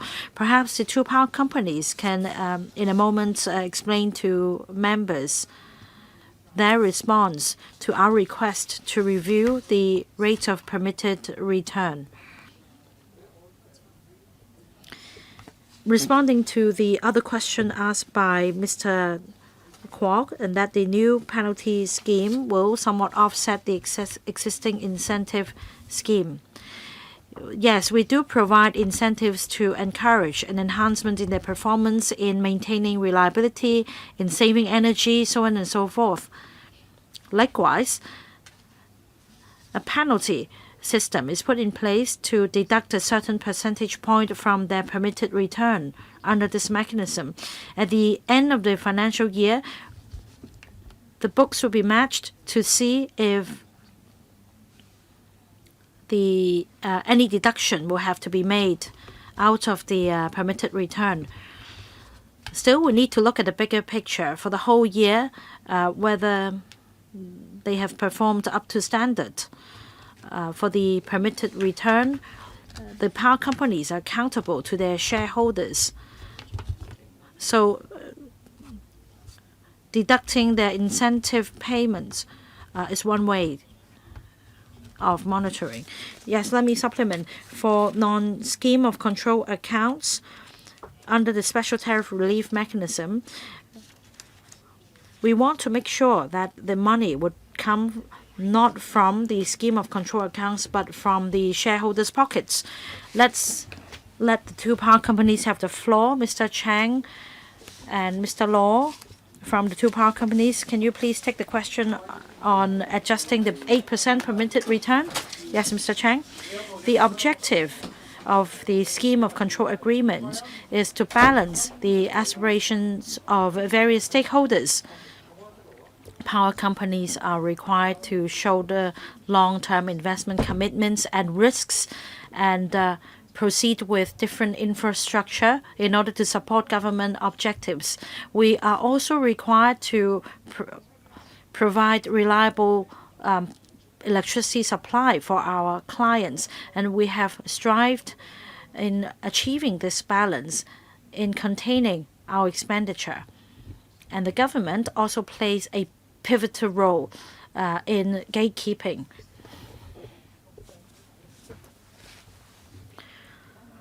As we negotiated with the government, we went through quite a difficult process. At the same time, we've rolled out different relief measures to help the underprivileged in the community. As far as the spirit of the scheme of control agreement is concerned and development of the energy market in Hong Kong, I would say that this current mechanism is well established and effective. Mr. Law? Thank you. The CLP has strived to provide and supply electricity at a reasonable rate. Comparing to comparable international cities, the CLP, as mentioned, offered a tariff that is really competitive. Say for Singapore and Sydney, their tariffs are 30 and 80% higher than the CLP tariffs, respectively. As for New York, is 100% higher. energy supply is an industry that requires investments of a massive scale and a long horizon. We also need to raise funds to support infrastructure development in order to maintain world-class service. Mr. Luk Shung-ho. For grassroots, they need to pay a lot of bills. They have a hard time as well. It is only reasonable for the public to expect the drop in tariff. I would say that for the scheme of control agreements, there is a guaranteed return of 8%. That is the 8% permitted return. When some members of the public say that the CLP will set aside $200 million to help the community, and that's really a largesse, the Hong Kong Electric at the same time will also allocate the funds to help build a smart city. I would say that the devil is in the details. This is because the two power companies have obtained a guaranteed return of 8%. And they are just setting aside a small portion of what they have earned to help the community. In other words, this is still a business with guaranteed profit, not a penny less, in other words. And of course, the two power companies will put their shareholders' interests first. Well, they look after other people's interests, only that they are not accorded the top priority. I'd like to comment on the special relief tariff mechanism during energy crisis. Again, this is just a drop coming from this big bucket of profit. I am quite disappointed. So my question for the Secretary is this. The government made a lot of effort in negotiating with the power companies. In the end, the two power companies refused to budge, not even 0.1%. The permitted return now stands at 8%. Even in the face of fuel price fluctuations, the two power companies still refuse to budge. They maintain the pass-through approach and transfer costs onto customers. Do you think that the two power companies have actually fulfilled their corporate social responsibility, Secretary? Well, when it comes to public utility, subjective sentiment is involved. I just want to say that in this round of review, we've introduced a special tariff relief mechanism during energy crisis. And under this mechanism, funds will come out from the non-scheme of control accounts. That means the money will literally come out of their shareholders' pockets. They will come out from their profits.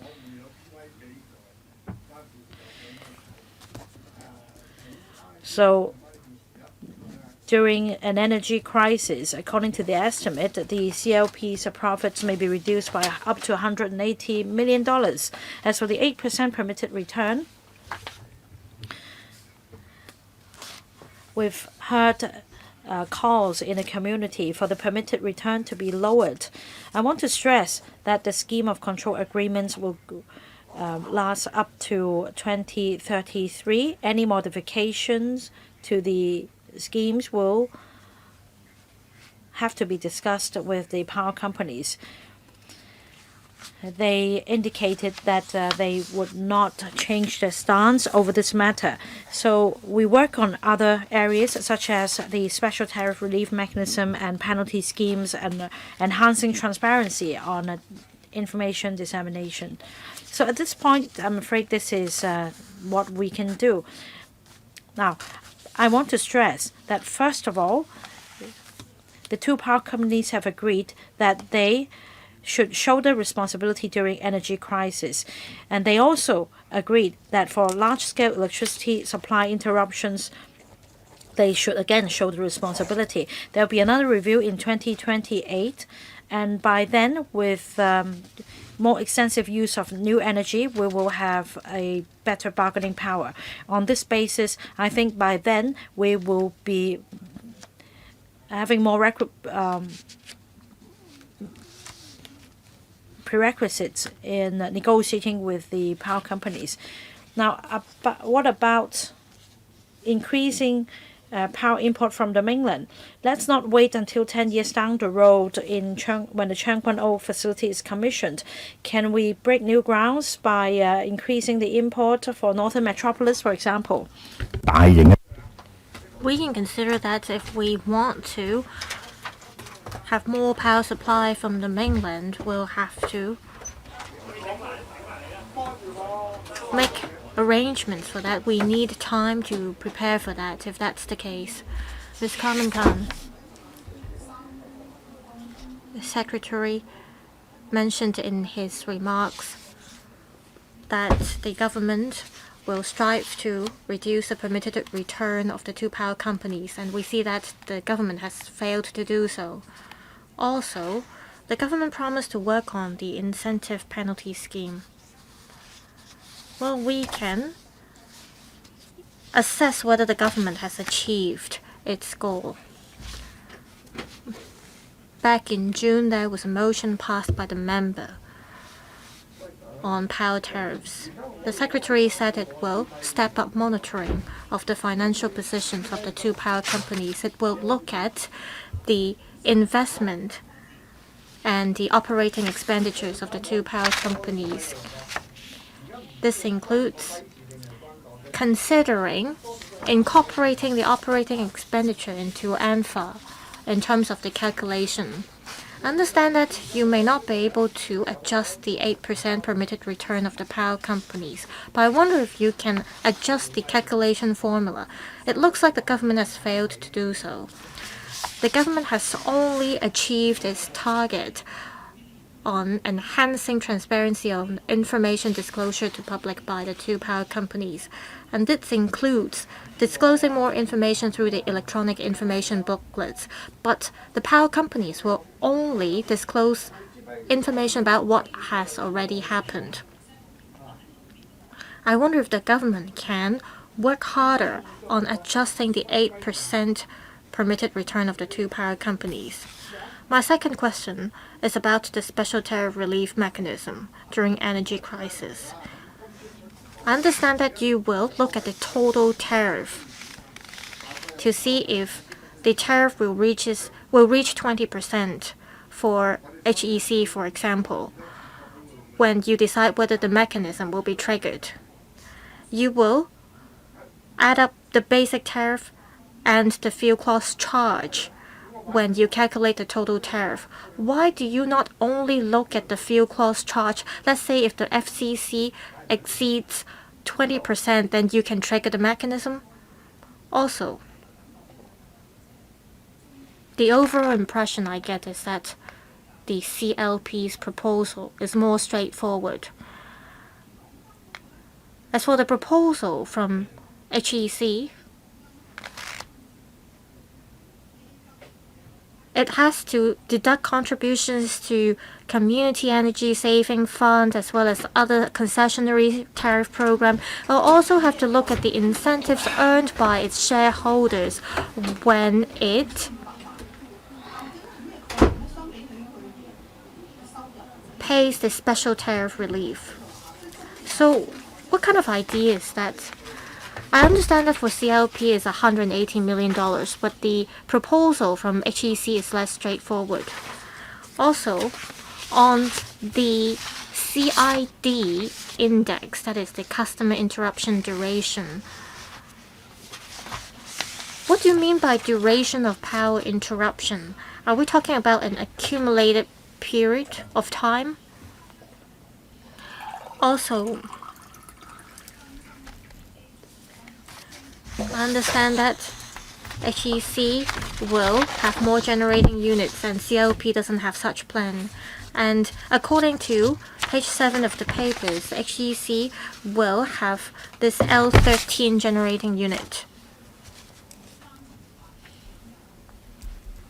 Will this have anything to do with the development plan between 2023 to 2028? Secretary, can you give a brief response?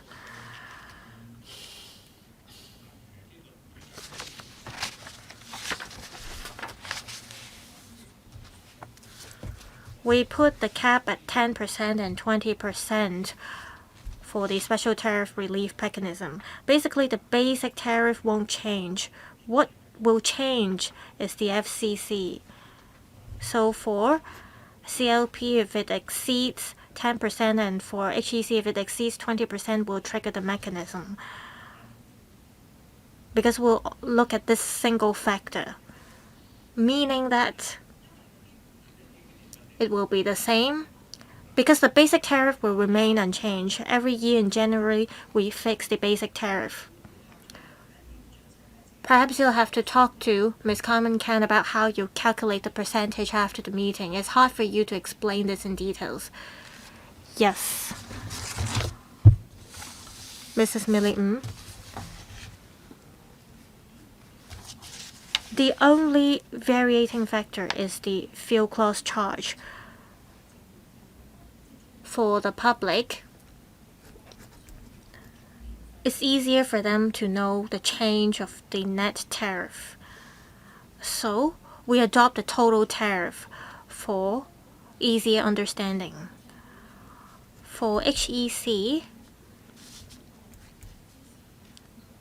in times of energy crisis, they are willing to take money out of the shareholders' pocket. That is the incentives earned by shareholders.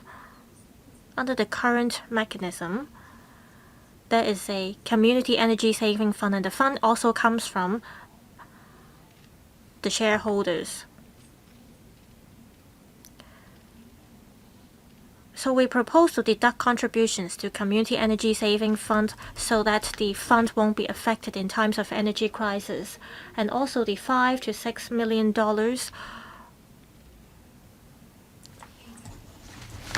of fund devoted to help the underprivileged will not be affected either.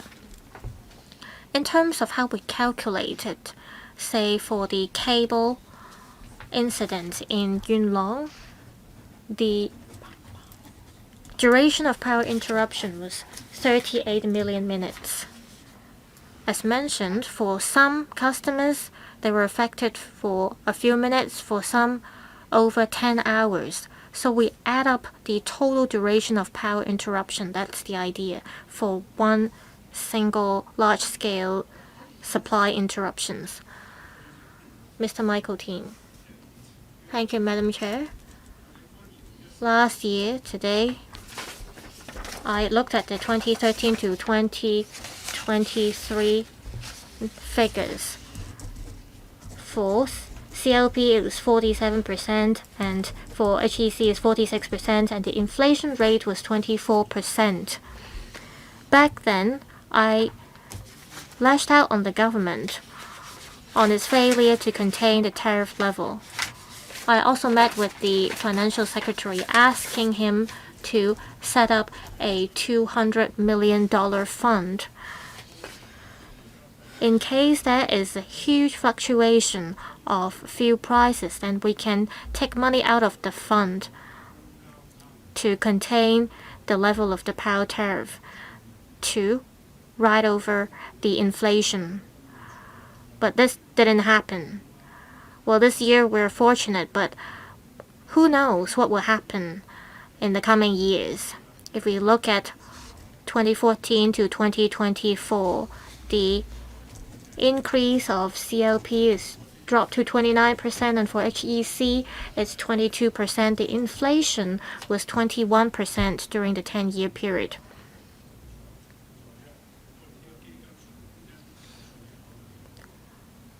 Well, we were lucky. Our party, the Round Table, we do not blindly support the government. And because the power tariff level is in line with the inflation rate, we do not object to the plan. Also, we ask that your incentive and penalty scheme to follow that of the MTRC. For MTRC, they have a grace period. Why don't you look at the duration of service interruption each time? I don't see why we need incentives here actually. Are you trying to incentivize or encourage the service providers to restore services? I don't understand why different ideas are adopted for the power service providers and the railway service providers. The more investments the power companies make, for instance, for wind power investment, the higher chance that we're seeing for increase of power tariff. You're now saying that you're trying to control costs and trying to control staff establishments. You're willing to disclose the information, but you promise to monitor the situation. I'm asking that you hold one meeting every year so that we have a chance to examine all the investment projects on renewable energy for the two power companies. We want to know what kind of renewable energy they're working on. Is it solar power or wind power or other types of renewable energy? This is what I would like to push for now.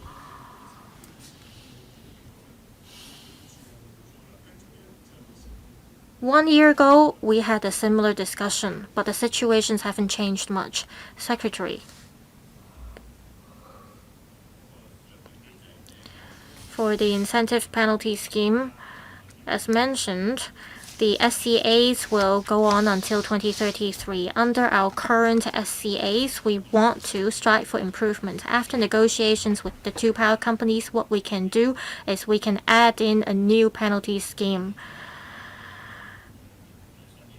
Going forward, if there are new SCAs in place, will we make further adjustments? I believe we can have further discussions with the two power companies. As for what kind of green investments projects that will be rolled out by the two power companies, for large-scale investment projects, we will definitely report them to the Legislative Council. But for the smaller-scale ones, I guess we don't have to hold a special meeting for that. Do you promise to hold one meeting every year for us to learn about the special investment projects as well as the financial positions of the two power companies? Can you guarantee that? We'll talk to the two power companies. Please fight for that for us. We only have a few minutes of time to discuss about this here. Mr. Chan Kin-po.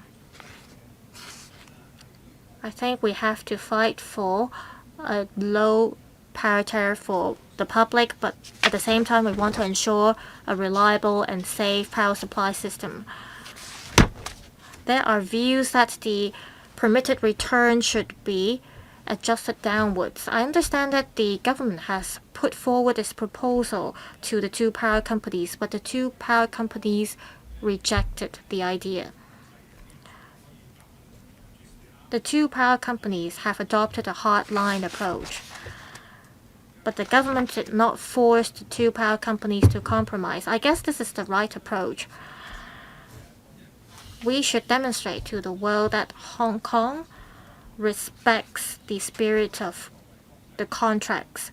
Hong Kong is an international financial center, and we cannot easily change the contract terms. For this 15-year SCAs, any changes will have to be agreeable by the two parties.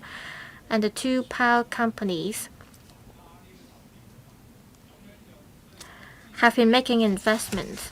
And with these investments, we are able to see a reliable, affordable, and safe power supply system. As mentioned, the power tariff in Hong Kong is cheaper than that in Singapore and other cities. Therefore, I personally support this outcome of the interim review.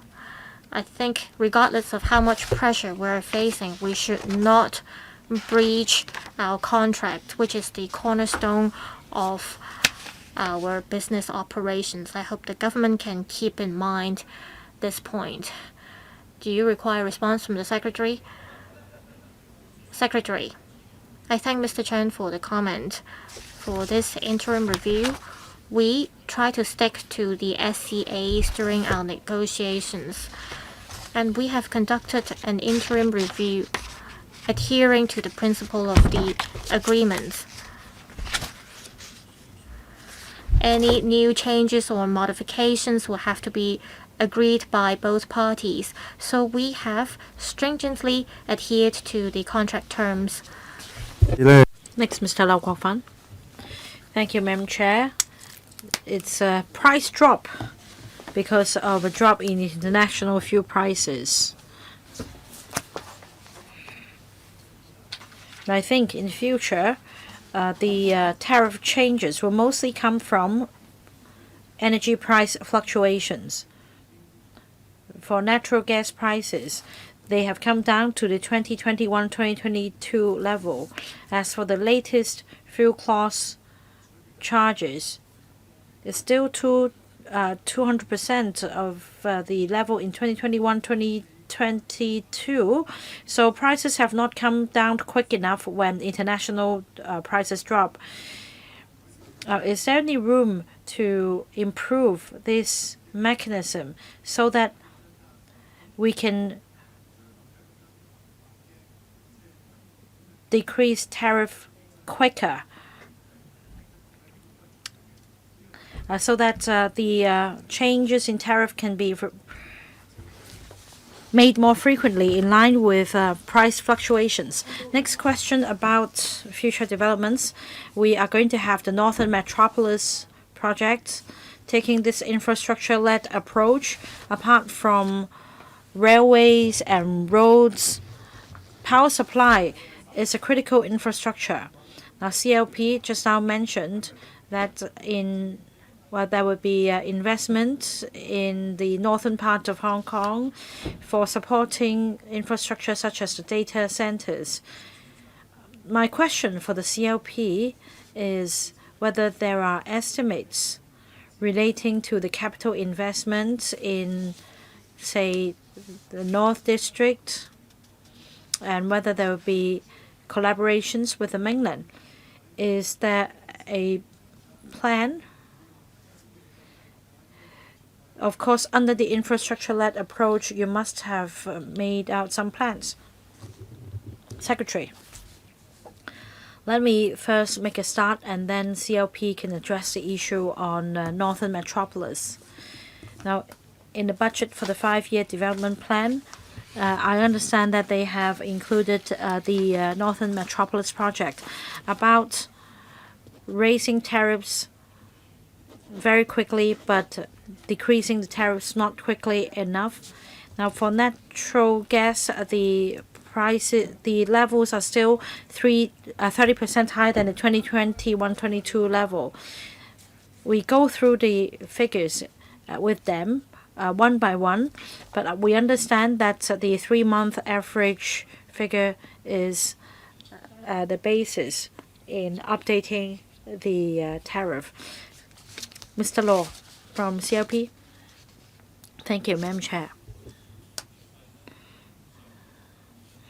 For the fuel clause charges, the adjustment is based on changes in fuel prices. So, in fact, in 2021, take Brent crude oil price. The price was about $54 per barrel. Then the prices jacked up to $140. As of October, the unit price stood at $90.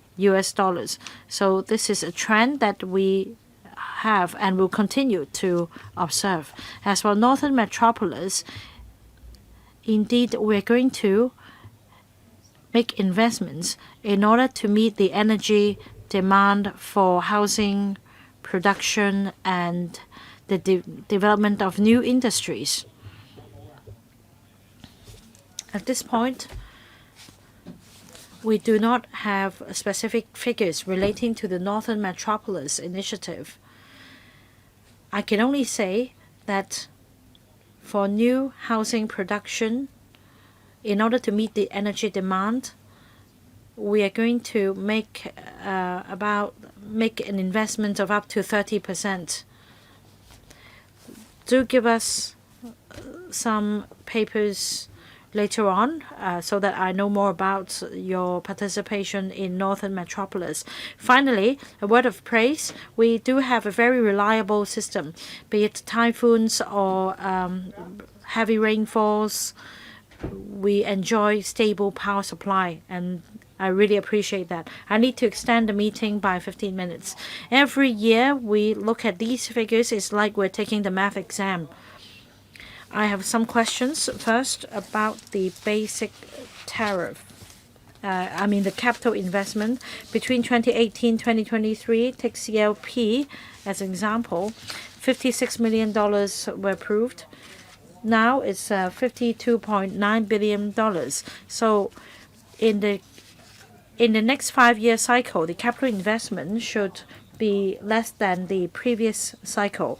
In 2019-2023, for basic tariffs, it rose by 3%, and then next year it will go up by 3% again. Can you explain the rationale? Why is it that in the coming 5 years,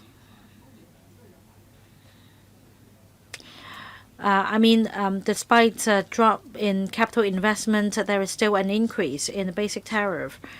Second question, I don't understand the figures at all. It so happened that the Hong Kong Electric and CLP both experienced a major event. Can you tell me, under the new penalty scheme, will these incidents that they experienced some time ago trigger a penalty? And how much would this penalty be? Also, about the special tariff relief mechanism during energy crisis. Can you tell us in what way will it offset the tariff increase?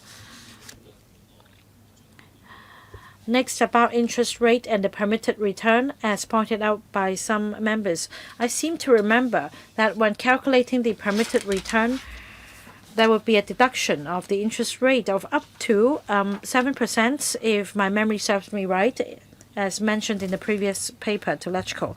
Another question is on new energy investment. How does the government strike a balance between new energy investment and easing the tariff increase pressure? Tariff Stabilization Fund, that's the other question. For CLP, it will drop drastically. For Hong Kong Electric, again, a drop, but not to the same magnitude. Can you explain the trends? Who will take the questions, please? Secretary, Mrs. Ng will explain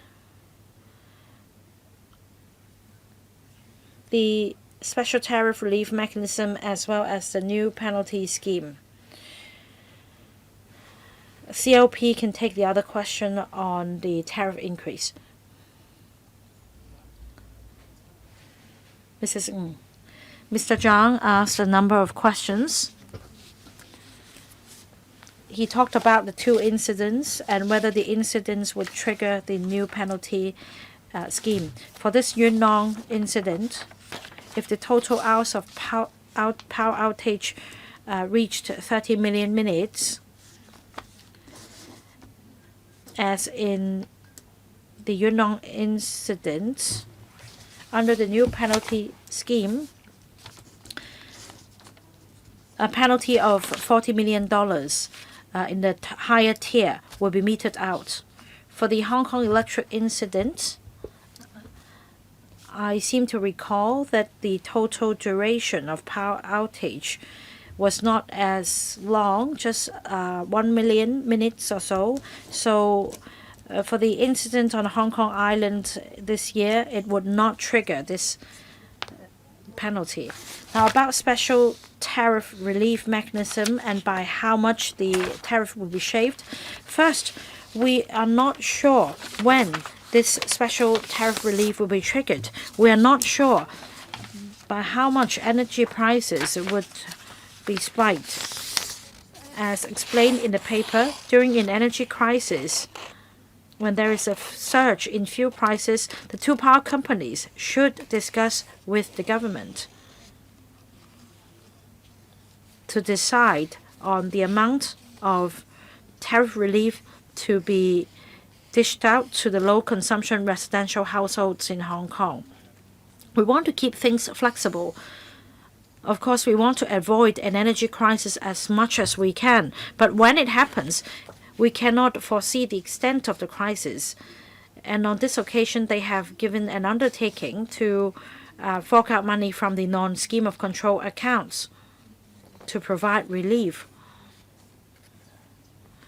Perhaps apart from helping the low-consumption residential households, extra subsidies will be provided to the underprivileged groups. But this is, of course, subject to discussion between the government and the two power companies. About the Tariff Stabilization Fund, there is a difference.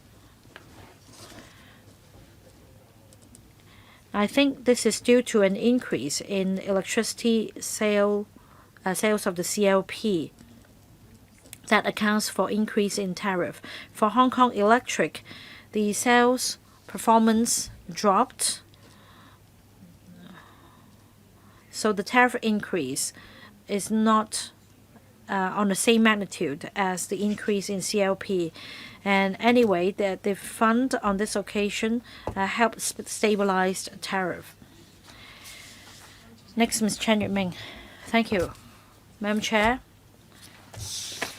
we are discussing the scheme of control agreements. Members have add their views on the two power companies, including tariff increase and the implications. And I also welcome the new measures under the interim review as agreed by the power companies, such as the special tariff relief mechanism and the new penalty scheme. I see that the government is urging the two power companies to shoulder corporate social responsibility. Now, on this note, I want to refer to the EV charging target in the policy address this year. In government buildings, there should be 7,000 charging points, and also by 2027, there should be 200,000 parking spaces equipped with EV charging facilities. There is a government policy to promote the installation of EV chargers. But I understand that this scheme has come to an end. In this year's policy address, as I have just mentioned, there is a target on EV chargers, and we're talking about power supply today. I'd like to urge the two power companies to shoulder corporate social responsibility. You should support the government's initiative in the policy address, that is to provide 7,000 and 200,000 EV chargers in private premises respectively, especially in the rural areas. We have the rural area committees, so the power companies can install EV chargers at these common areas. As for solar panels or photovoltaic panels, because of limited space, not all village houses can install rooftop solar panels. Please consider the capacity of power grids in the countryside so that you can improve the power supply system for recognized villages in rural areas and outlying islands. Secretary. Well, let's invite the two power companies to respond to Ms. Chan's concerns. Mr. Chang from Hong Kong Electric.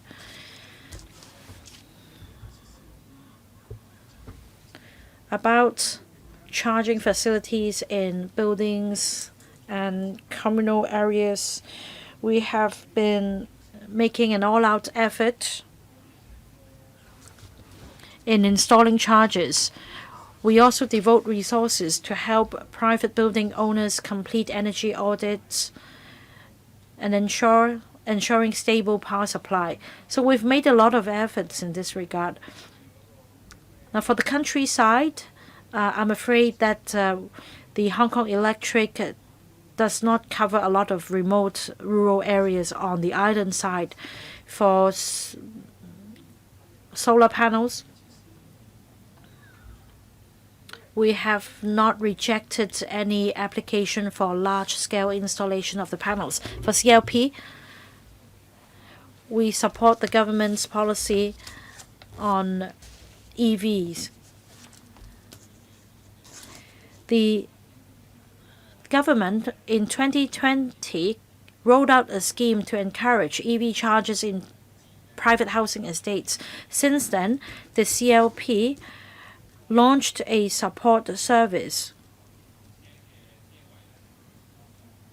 to help install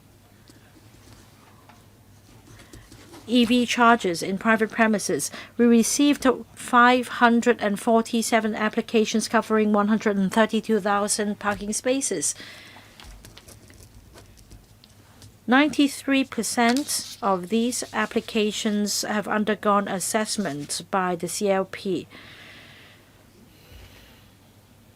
In terms of T&D, we will continue to enhance our distribution network.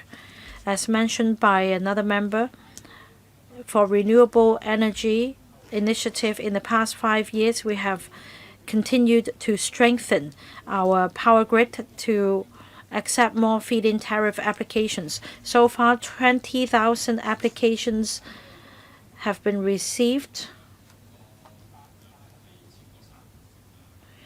with over 300 megawatts of electricity, renewable energy generated. A few members are still waiting to speak. If members do not object, I'll extend the meeting for another 15 minutes. Professor Lau. We've been discussing the scheme of control agreements, and members have been mostly concentrated on a few areas, including the components of power tariffs, as well as how the two power companies address the demands of the public, etc. So we have covered the content of SCAs as well as the composition of the power tariff. With the monitoring by the government, the Legislative Council, as well as the public, it seems like we're at a point where there is not much we can do. I understand that the two power companies will devote some of their resources to support people in need. This is commendable.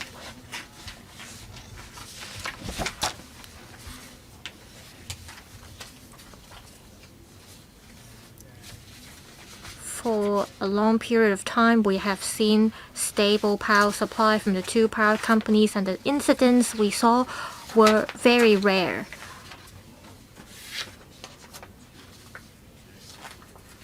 When I was little, when there was a power outage, we had to take out candles, and we had to light up the candles. We don't want to see the penalty system being triggered, of course.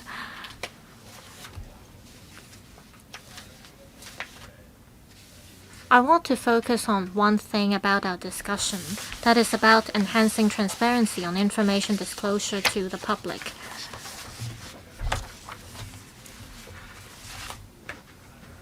For operating expenses,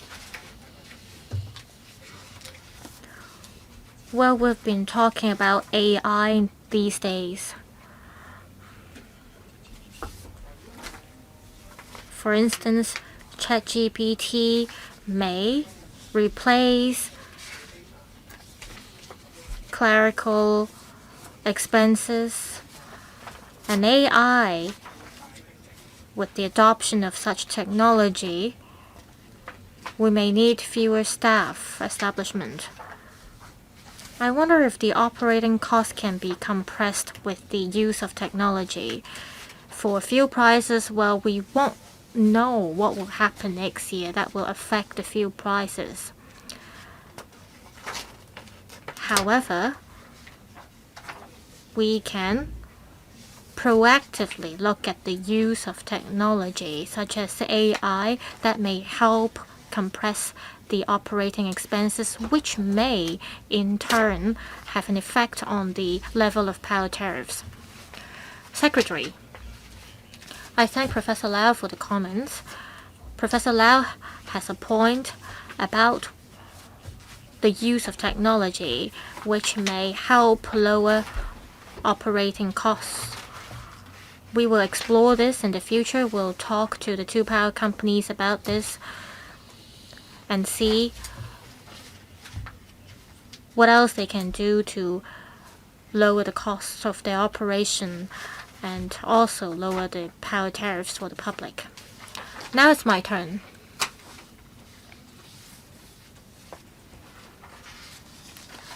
I see that the government is able to reach some sort of modifications with the two power companies in this interim review. I thank your effort for being able to do that. There will be a drop of 16% and 7.4% in terms of the power tariff. I think some members of the public are surprised about the drop. Well, my view is that, of course, I welcome the drop of power tariffs. However, fuel prices are subject to changes and fluctuation. We are facing wars in different parts of the world, and we are facing some geopolitical tensions, and there are uncertainties that cause the changes to fuel prices. Does this drop of power tariff represent the whole year drop of power tariff? Some are of the view that there is still an increase in terms of the basic tariff. Well, it's not a significant increase.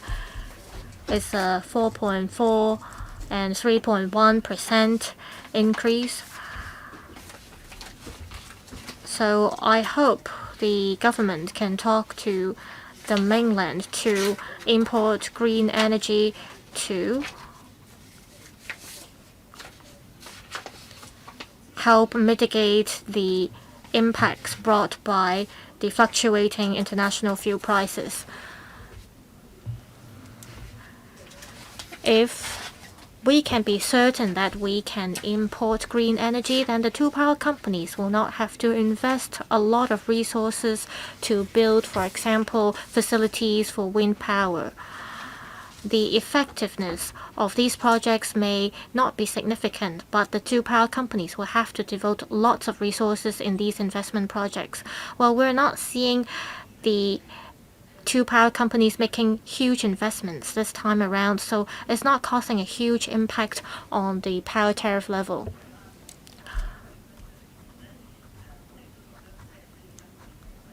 Also, I'm happy to see that the two power companies are willing to devote resources to help the people in need. Say for CLP, some of the money will be from the incentives. What if there are no incentives? Does that mean that power companies won't devote resources to help the needy? Also, on the incentive penalty system, I believe that most people in Hong Kong would agree that there should just be a penalty system in place in case of supply interruptions.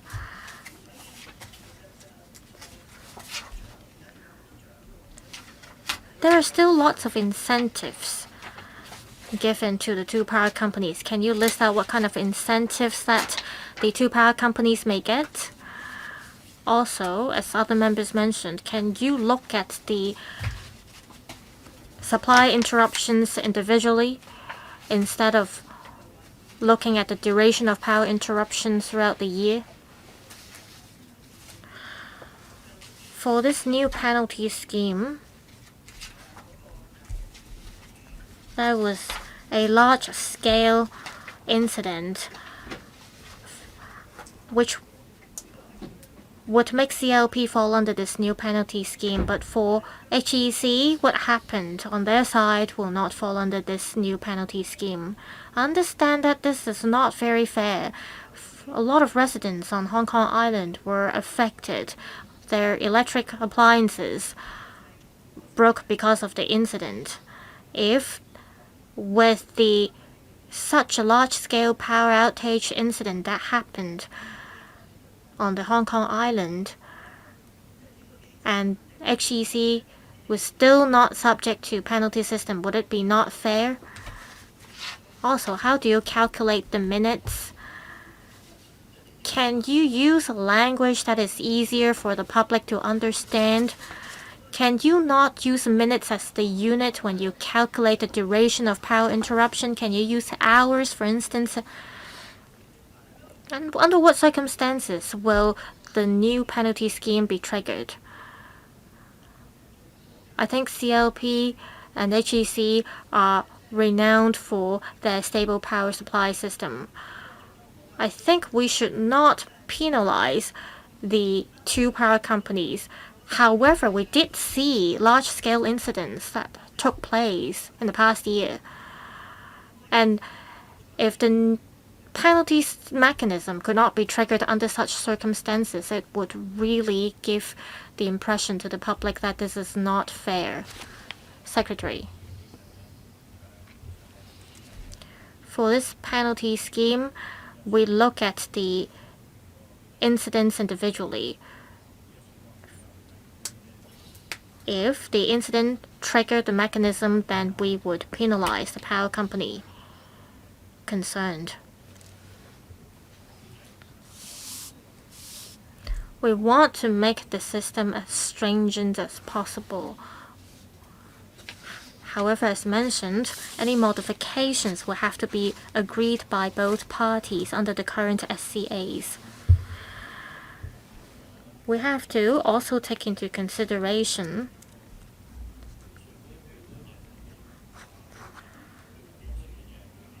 that the penalty we impose on the two power companies will have to be comparable to each other. We can't be lenient to one company and strict or harsh on another company. So we look at the number of customers being interrupted in a single incident as well as the duration of power interruption, and we add up the two numbers. So we see that if we take the cable bridge incident as an example, $40 million will be fined and the mechanism would be triggered. It is the highest level fine or penalty that we would see under such an incident. For Hong Kong Electric, we saw an interruption of 1 million minutes, and it was just 1/3 of the duration of power interruption compared to the CLP incident. For the HEC incident, for some of the customers, they were only affected by, say, half an hour. So according to our calculation, it was just 1.8 million minutes, and compared to the lowest level of 5 million minutes, there was still a distance. So the penalty system was not triggered in that particular incident. Also, as mentioned, we have two incentive systems in place. We look at the reliability as well as the time required for maintenance. If the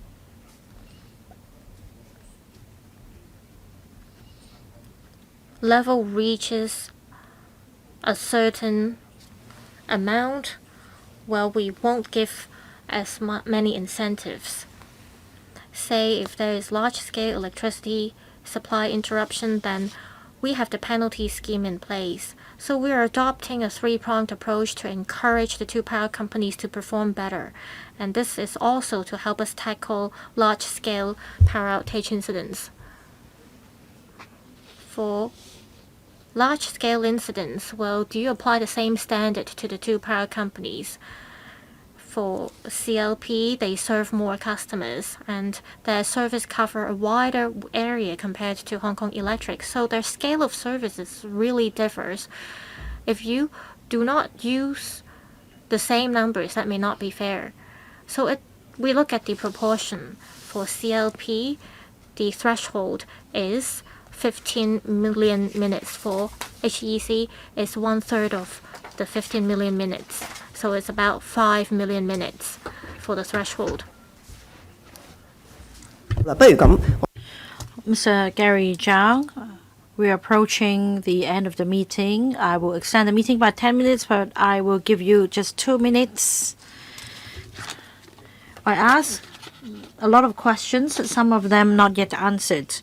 First of all, I subscribe to the chair's views. Now, for the Hong Kong electric incident, if it wouldn't trigger this mechanism, then I think it's a far cry from what the public expects. Now, why is it that in terms of the minimum duration, CLP has a threshold 3 times longer than the Hong Kong Electric? In terms of the scale of operation, they differ. Also, for rebate for the MTRCL, the rebate comes in the form of fares. For the tariff relief mechanism, 180 million and 50 million respectively, or 55 million respectively. I think that we still need an explanation of how you've come by these two figures to level with the public.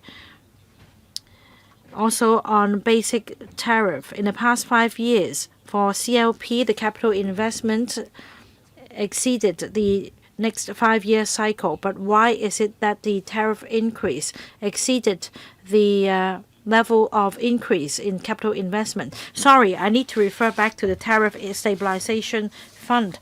For the CLP, the number is dropping. That's not what I said just now. For the Hong Kong Electric, it's on the rise. So I don't think the government's explanation is sound. Who will take the question, please? Mrs. Ng or Secretary? Madam Chair, just a point of information. For residential households, I stand to be corrected. For Hong Kong Electric,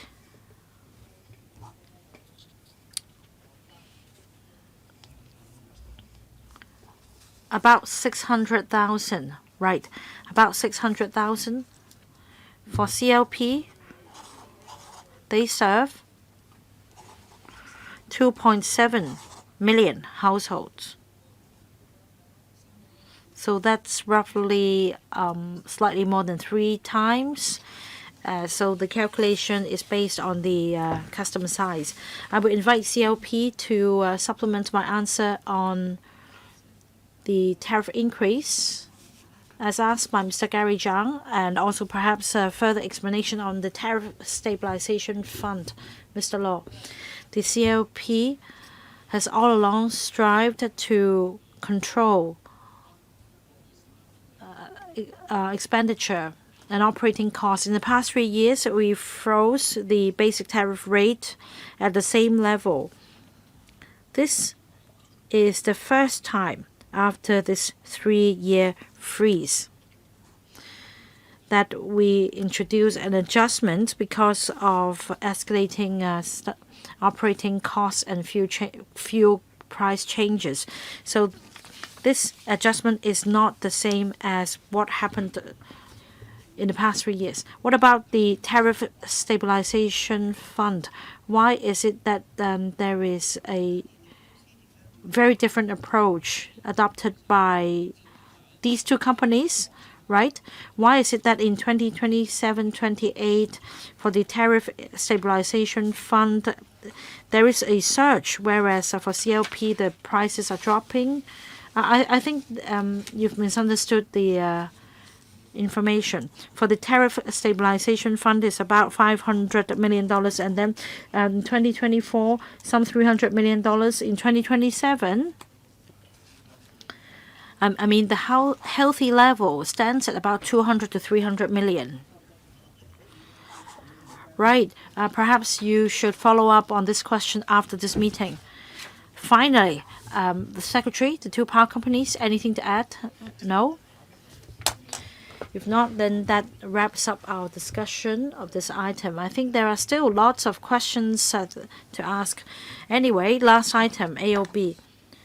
On the 6th of December 2023, I will submit the panel's report to the Legislative Council. Members should have received a draft for your reference. If there is nothing under AOB, meeting's adjourned.